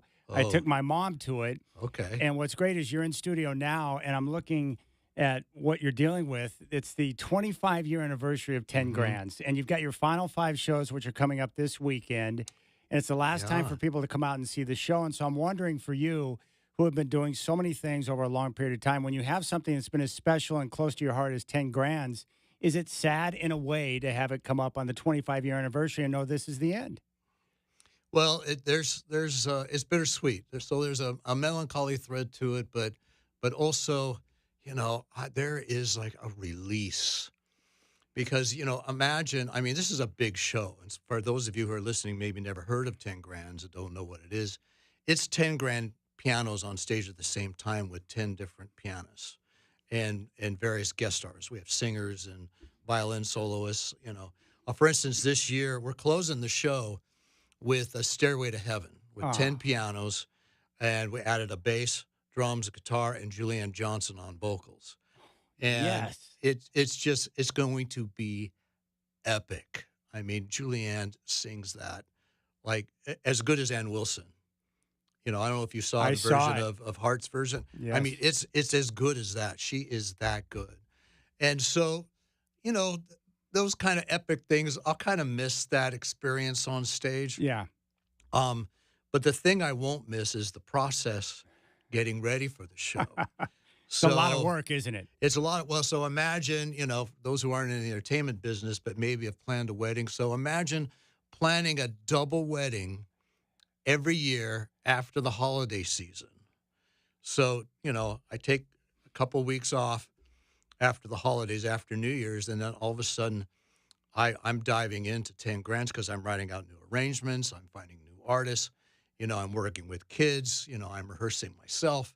I'm working with sponsors and donors and, and our nonprofit, Play It Forward. I mean, all these components that go into that show, and I've been doing it for 25 years. So I'm ready to let go of the amount of time that I spend in pre-production for that show. Yeah. So I'm not sure what I'm going to fill it up with. We'll just wait and see, and I guess I'll just wait for the surprise. I love that you're closing with Stairway to Heaven. I remember you told me once that one of your favorite concerts, didn't you see Led Zeppelin a long time ago up at the King Dome? 77, And you said it was awesome, right? Oh, God, it was amazing. It was amazing. And the thing was, back in those days, there was like this plume of smoke. I mean, that didn't come from the stage. So it smelled like pot. Yes. You walk in and so you basically, even if you didn't smoke pot, you got high just being at the concert. Yes. It was a different day and age back then, Michael. It was, yeah. But gosh, we had so much fun. I went up there with my college buddies. We were, I graduated from Park Rose in 76. So we were freshmen in college, so we're still really young and bouncy and, just having a great time and meeting girls in line and, all that kind of stuff, all that stuff that you do at that age. And it was one of my favorite concerts of all time. I remember how they corralled us in. They had these fences, and they had kind of like a big waiting area, but then we had to go in between these fences, to go into the entrance, and it was so crowded, so jam-packed, I could lift my feet up and be carried by the crowd. Yes. Yes. Yeah. And, so. That's so good. Those were the days. I was just listening to an interview a couple of days ago with Colin Hay from Men at Work, Steve Lukather from Toto, and then Christopher Cross. They're going to go on tour this summer. Oh, nice. And they were all talking about how you can see it, and they were talking about how thankful they are to be at this stage in their life where there are still people, and now younger people, that want to come out to watch them. And I think they're enjoying the process of playing music in front of a live crowd, and that they still have an audience, and that they survived the younger days to be in this position. And I'm wondering for you, how are you more thankful, or I don't know what the right word for it is, but to be in a position where you're still able to do what you love and people will show up to watch you and the people that you work with put on music? Oh, absolutely. And I think one of the big contributors to having longevity and keeping an audience all these years is the platforms that are on the internet now, all the streaming stuff, whether it's Spotify or iTunes or Pandora, I mean, whatever it happens to be. There's a platform to where there's easy access to your genre, to what you do. Yes. And the thing that also has kept me, I think, and I'm so thankful for it, that's also kept me current and having young audiences, coming to see me, is my long-running show at the old church for Christmas. Yes. So, I'm almost 67 now, so this will be our 36th season there. Wow. And so now I'm seeing families coming with their young children who were children when their parents brought them, Yeah. And so it's really fun to run into young people who love my music too, and they say, my grandma gave me one of your CDs. Yeah. That's awesome. So, but I'm seeing younger audiences again. So a lot of, so I'm seeing like 20-somethings and like mid-30s, bringing 2 or 3 kids with them to the show now. And it's a great mix. Do you still have that fire burning inside or the creative juices, do they still flow where you have the desire to sit down and create new music sometimes? All the time. It's constant? Yeah. It's constant. And is that something that that's probably never going to leave you, will it? No, there are times where I make like a conscious effort, just sit down and kind of dink around and maybe come up with something. But and sometimes when I say, okay, I'm gonna write a song, whatever. Sometimes it comes quickly, more often not. But the songs that just comes all of a sudden. I just be walking and I hear like this beat or melody in my head, and I'm just going, "Oh wow, that's really cool," And so we got these pocket computers, that we Yes. call phones, So I just hit the memo pad and I just start singing the idea, and I say, "Okay, here's the chords I'm going to put with that," and blah blah blah blah blah. Check it out later, and then I'll check it out later, and then and it just like comes. So it's like it's so cool, when we had cell phones that didn't have you could record stuff, I would call home Yes. to my answering machine. I remember being at one of the antique stores. I was shopping for some new chairs for my table, and all of a sudden I had this idea, and that song ended up. It's called "Motherhood." It's a really beautiful song. It ended up on one of my albums, and I just had this melody going through my head. The melody was like da da da dee da da da da da da dee da da. I'm just like, wow, that's just beautiful and very sentimental. It's so cool that Yeah, stuff will so- just come like that to you. Yeah, so I call my house, and I had one of those, it was a message machine with Yes. tape. Yeah. And I got home, and then I got on my piano and kind of worked it out. So That's so great. Now, Michael will play a little music for us here in a bit, but I want to ask you, go back to the beginning. How did you come up with the idea for 10 Grands? What was the process for that? Well, I just started my nonprofit, and maybe a year before that, I had this idea of, because there was a ton of really great pianists at the time, all working and having fun. I thought, well, let's put the top 10 guys together and, do an album, compilation album called The Portland Pianists, and then, do a concert all together and that kind of thing.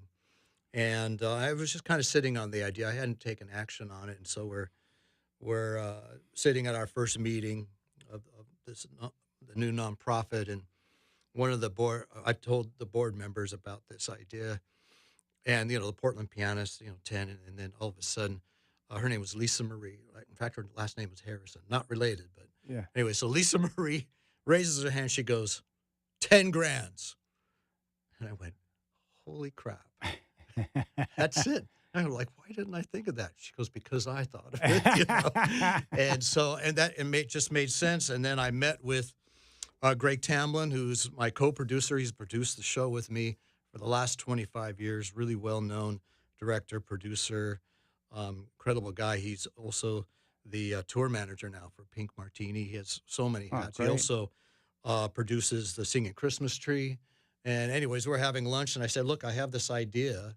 It's called 10 Grands, but I don't want 10 pianos just sitting on the floor. We have to be able to see them all. I want to put them on platforms, Yeah. kind of build a pyramid.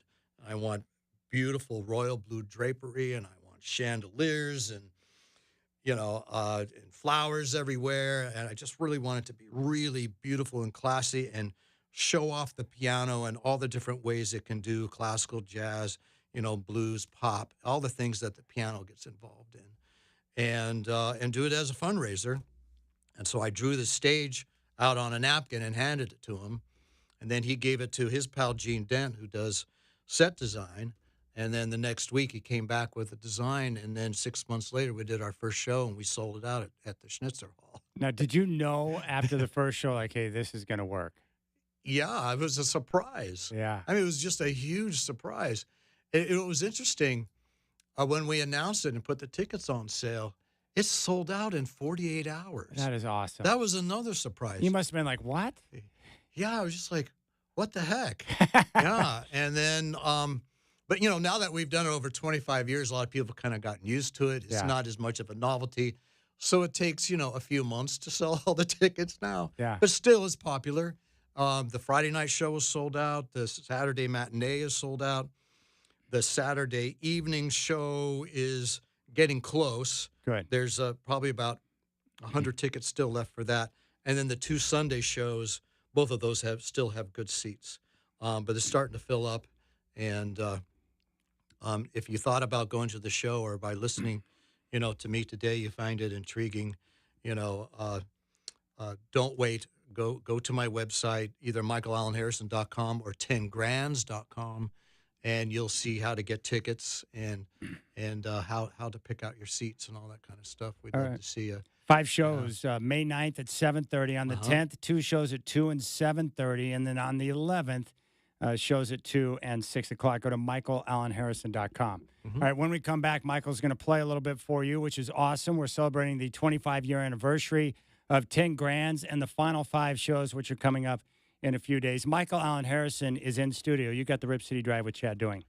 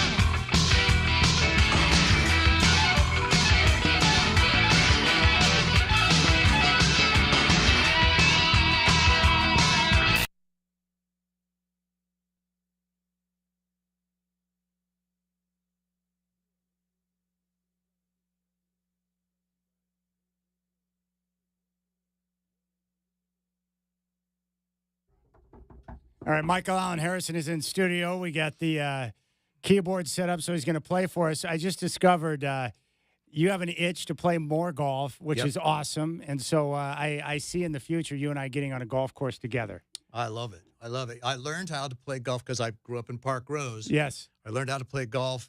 My dad gave me my first set, a little Spalding, starter set. Yeah. And I learned out of Glendevere. Yes. Yeah. So that's awesome. I still love going out there. Yeah, it's great. Yeah. And my buddy is actually on the course right now that you play sometimes up there in the Beaverton area, which is great. So, yeah, it's awesome, man. Yeah. I'm excited for you. So, all right, you've got your keyboard set up, so you can play whatever you want, but what's on your mind? What do you want to give us a taste of? Well, yeah, let me give you a little taste. So if you're familiar with the old movie Excalibur, I think the one that came out in the 80s, and my dad's a big fan of that movie. Yeah, Helen Mirren, or is it Ellen? No, Helen Mirren. Yeah, a very sexy woman.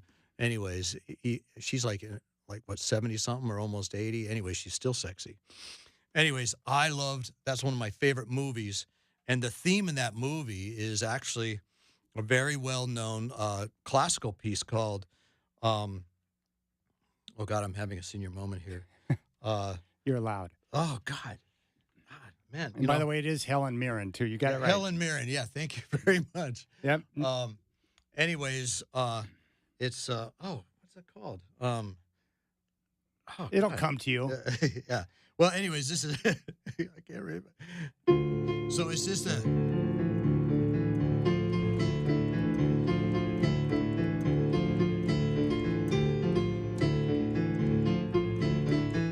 and you got that big choir singing that melody. Yes. So imagine 10 pianos, playing that all together. And it's like, it's just like, it's huge. So when we get to this part.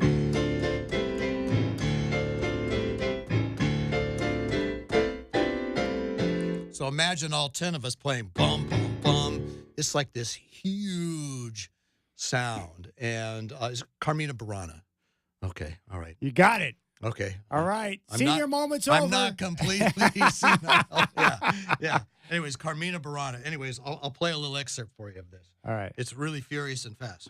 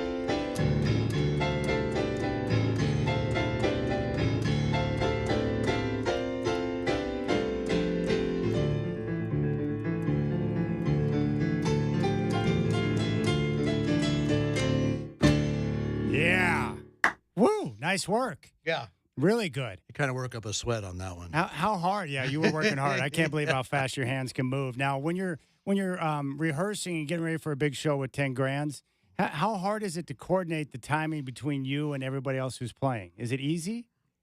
Well, so I send everybody their parts, yes. And then I make an MP3 of, I do it all on my computer. I make an MP3 of all the parts together. So they hear the 10 piano arrangement and they can practice along with it. And then everybody gets their separate parts. They all rehearse on their own. And then we are meeting this Thursday night down at Classic Pianos. And I do a shout out on Classic Pianos. They've been my piano provider all these 25 years. And also the folks over at Portland Piano Company, they were involved with us as well. And so Mitch Paola over there at Portland, and of course Maurice Eunice at Classic Pianos all these years, and everybody who's been involved with that, and moving the pianos and tuning the pianos. I mean, it's a huge endeavor, and I couldn't do this show without those folks. So yeah, they're all just great community members. And would you consider the piano your first love? Yeah, and I didn't know it, I guess, because my next door neighbor was a piano teacher. Yeah. And my parents asked me to try it. I was around 6. And then, and it was really easy for me. So they thought, oh, okay, this kid's got talent. And then they found the best teacher for me. Her name was Aurora Underwood, and all the top pianists studied with her. And she was an unbelievable teacher and mentor. And then I went on to, Portland State, and I studied with some great composers and Harold Gray on piano. And so, I was really fortunate that I had such high level teachers and mentorship here in my own hometown, which was just really, so I was really, really blessed with that. And, what was the original question? I got off. Yeah, the piano being your first love. Yeah, in terms piano of being instrument. my first love. Yeah, and so I didn't really know until later. It was easy for me. I liked it, and so I don't know if I practiced hard. I practiced a lot because I enjoyed it. Yeah. And then around middle school, I was thinking, because I loved playing basketball in the neighborhood with my pals, and yeah, me too. and all that kind of stuff, and there was always pickup games, and so I loved playing tennis, and I just loved being active, and then I was spending a lot of time at the piano, and we had a big bay window in my living room, and seeing the kids outside playing, and I'm starting to think, I don't know, maybe I don't want to spend as much time with it, And then this was around 8th grade, and I remember I got invited to one of those little co-ed parties, your first, boys and girl party, and they were doing spin the bottle and all that kind of stuff, and I was really shy, and I wasn't so sure if I was going to jump in on that, but there was a piano around the corner. Yes. And so I thought, okay, well, that's my safe place. I'll go, play some piano, and I was playing some Elton John and some Billy Joel and stuff like that, and all of a sudden, there was a whole bunch of girls hanging out with the piano with at the time everyone called me Mike. So yes, everyone was hanging out with Mike. So I like that. So I thought I think I'll keep this going for a while, and then through high school I just really dove into it big time, into the arts. I was in the choir, and I was in all the musicals, and I was starting to write my own music, and I put together my first rock band, and when I had kind of my own band at the school, and then some other guys heard about my playing, and they went to Franklin High School, and so they invited me to play in their band. And the drummer's brother, this is a really cool story. The drummer's brother was one of the head guys in a biker gang called the Gypsy Jokers, and so we used to play for the Gypsy Joker parties. And I'll never forget, and we played all the time. They were so nice to us. They helped us carry our instruments. They treat our instruments like they treat their bikes. Oh, yeah. So they took good care of them then. Yeah. So and plus we were, the drummer was the guy's brother. So so we were fine. But we saw them get a little bit rowdy. But they, we were hands off. Yeah. So it was pretty cool. But I'll never forget this one gig. And I'm playing. I had this little electric piano and a Farfisa organ, and kind of like the sound of the Doors, Yeah. And so I think we were playing. I think a Santana tune. We were playing like Evil Ways or something like that. And so John's brother, I can't remember his name, the Gypsy Joker dude. He walks up to the stage. He has his arm around his girlfriend, and beautiful blonde woman who kind of looked like Julie from the Mod Squad. You remember that old show? Yeah. And anyways, just really beautiful. I mean, to me, she was a woman. I was probably 15 years old. She was probably 19 or 20, something like that. And he looks at me. He's got his arm around her. He goes, "Do you want my woman?" And I thought maybe he like caught me staring at her or something. He goes, "No. Do you want my woman?" He goes, "You can spend time with her." I just like, I don't even know what to say. I didn't know what to say, So here little Mike Harrison. I was probably 5'7" at the time. I probably weighed 120 pounds, something like that. I just looked at him. I couldn't think of anything else to say, but no, thank you, sir. I say, no, thank you, sir. Yeah.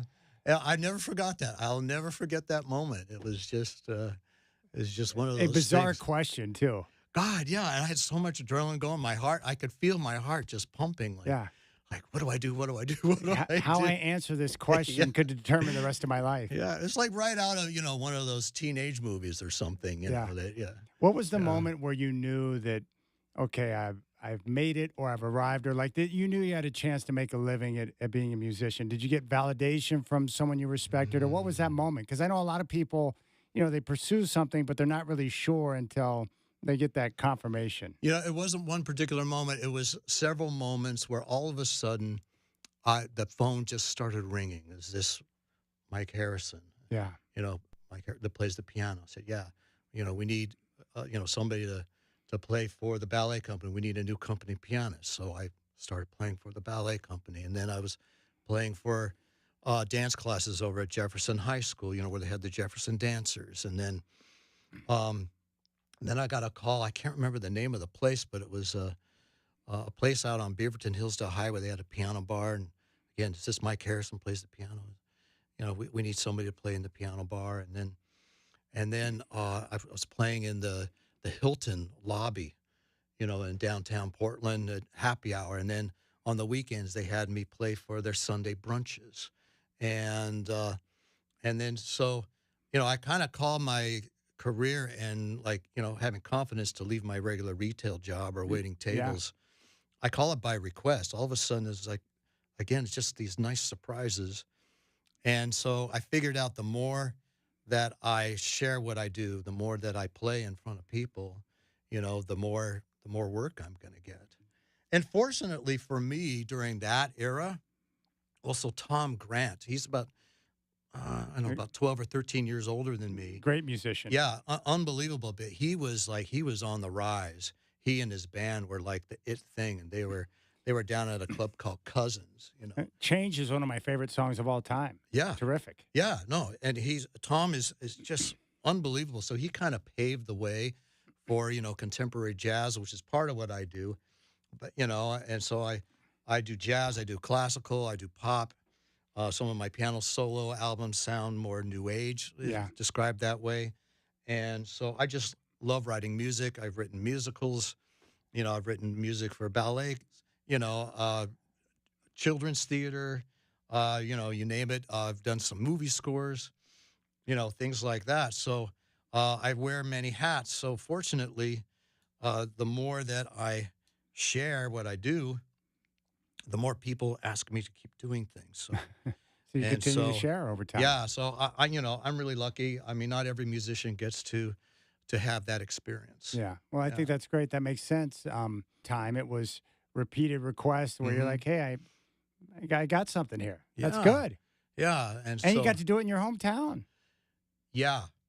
And I've talked to some national guys, and I've been able to sit down with some folks that I really respect, and a few times through my career I've been kind of inquiring about maybe doing more national things, and I have played around the country and a little bit over in Europe, but not where I've been on tour for like 6 months straight and that kind of thing. And I said, look, I've had this really great career here in my hometown and in the Northwest. I said I kind of like to venture out a little bit. And I remember I was talking with Jim Brickman, and he says, he goes, Michael, we all know about you. We all know about you. We respect what you do.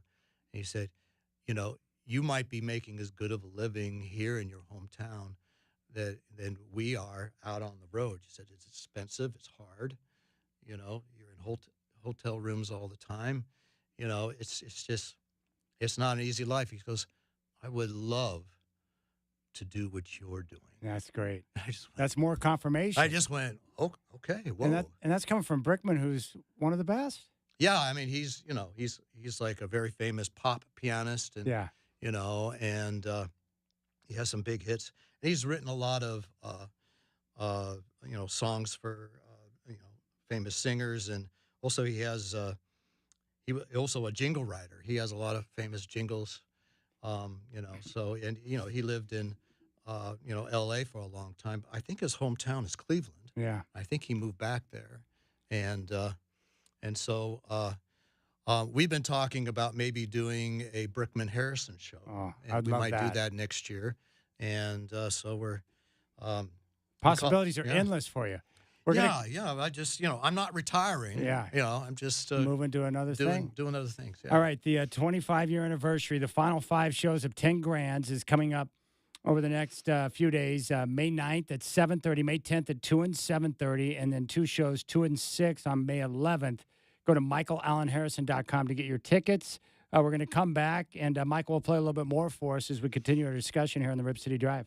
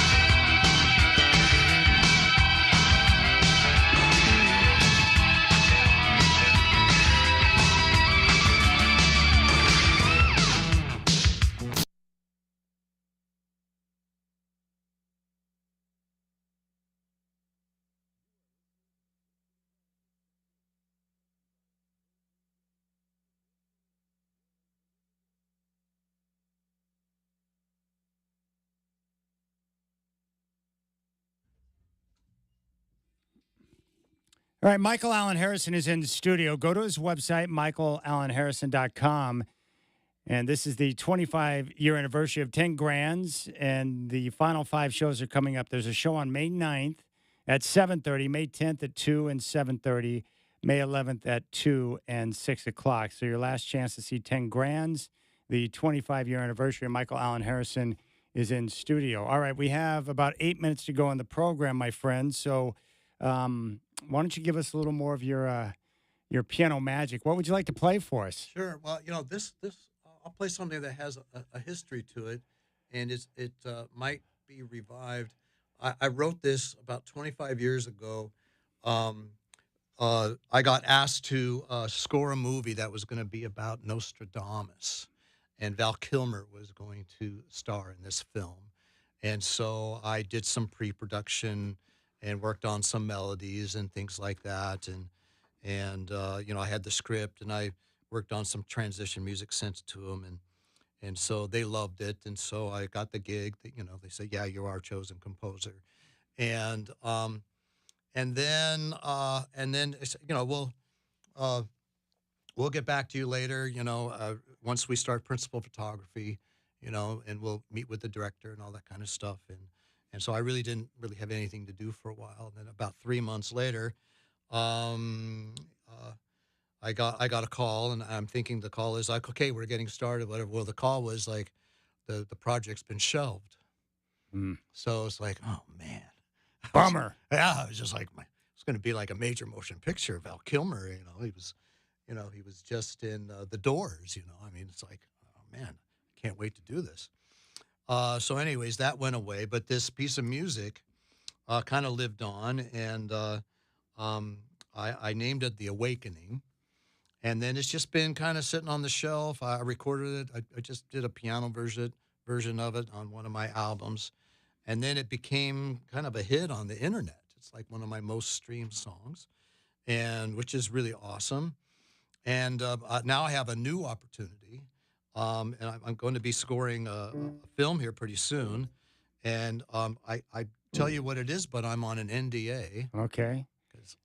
That's the way Hollywood works, I guess. Everything's a freaking secret. Everything. Yeah. So anyways, I going over the script, and I thought, well, I think this melody might work for this, and so I sent it to him, and then I did a new orchestral version of it, and because now with technology, with my giant, library and all this wonderful software I have, I got this giant library of different orchestras that sound very real, it sounds like a real soundtrack. And so I developed a theme and a few transition things, and they love it. So I got the gig again, and so but they're waiting to finish casting and then announce when they're going to start principal photography. So here's so I thought I'd play The Awakening for you, soon to be hopefully in a theater near you. You never know. That's awesome.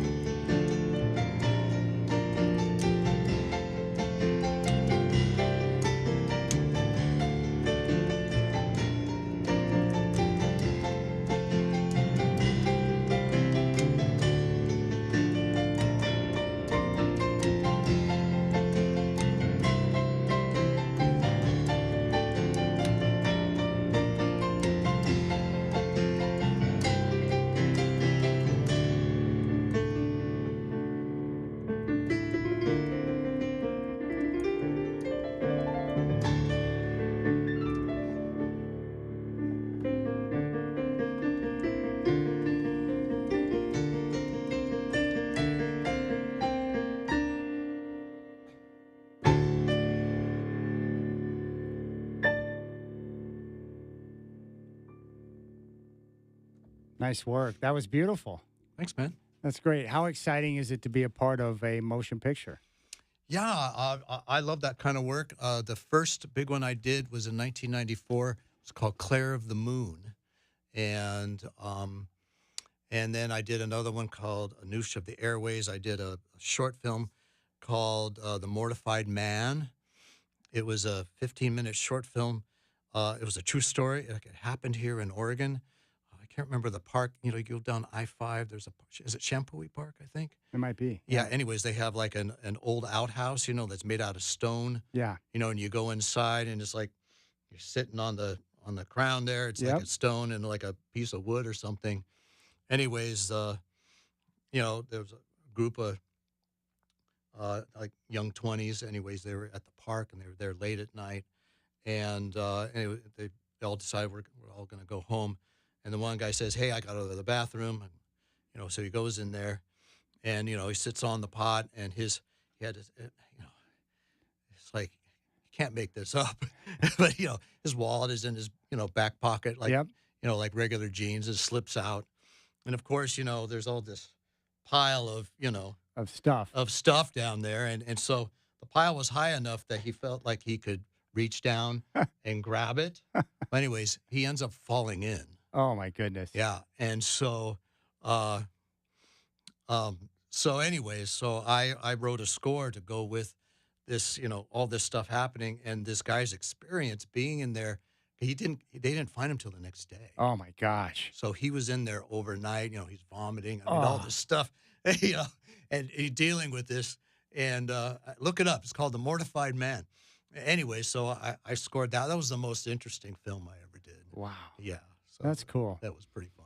Well, I tell you what, Michael, as you know, I'm a big fan of yours.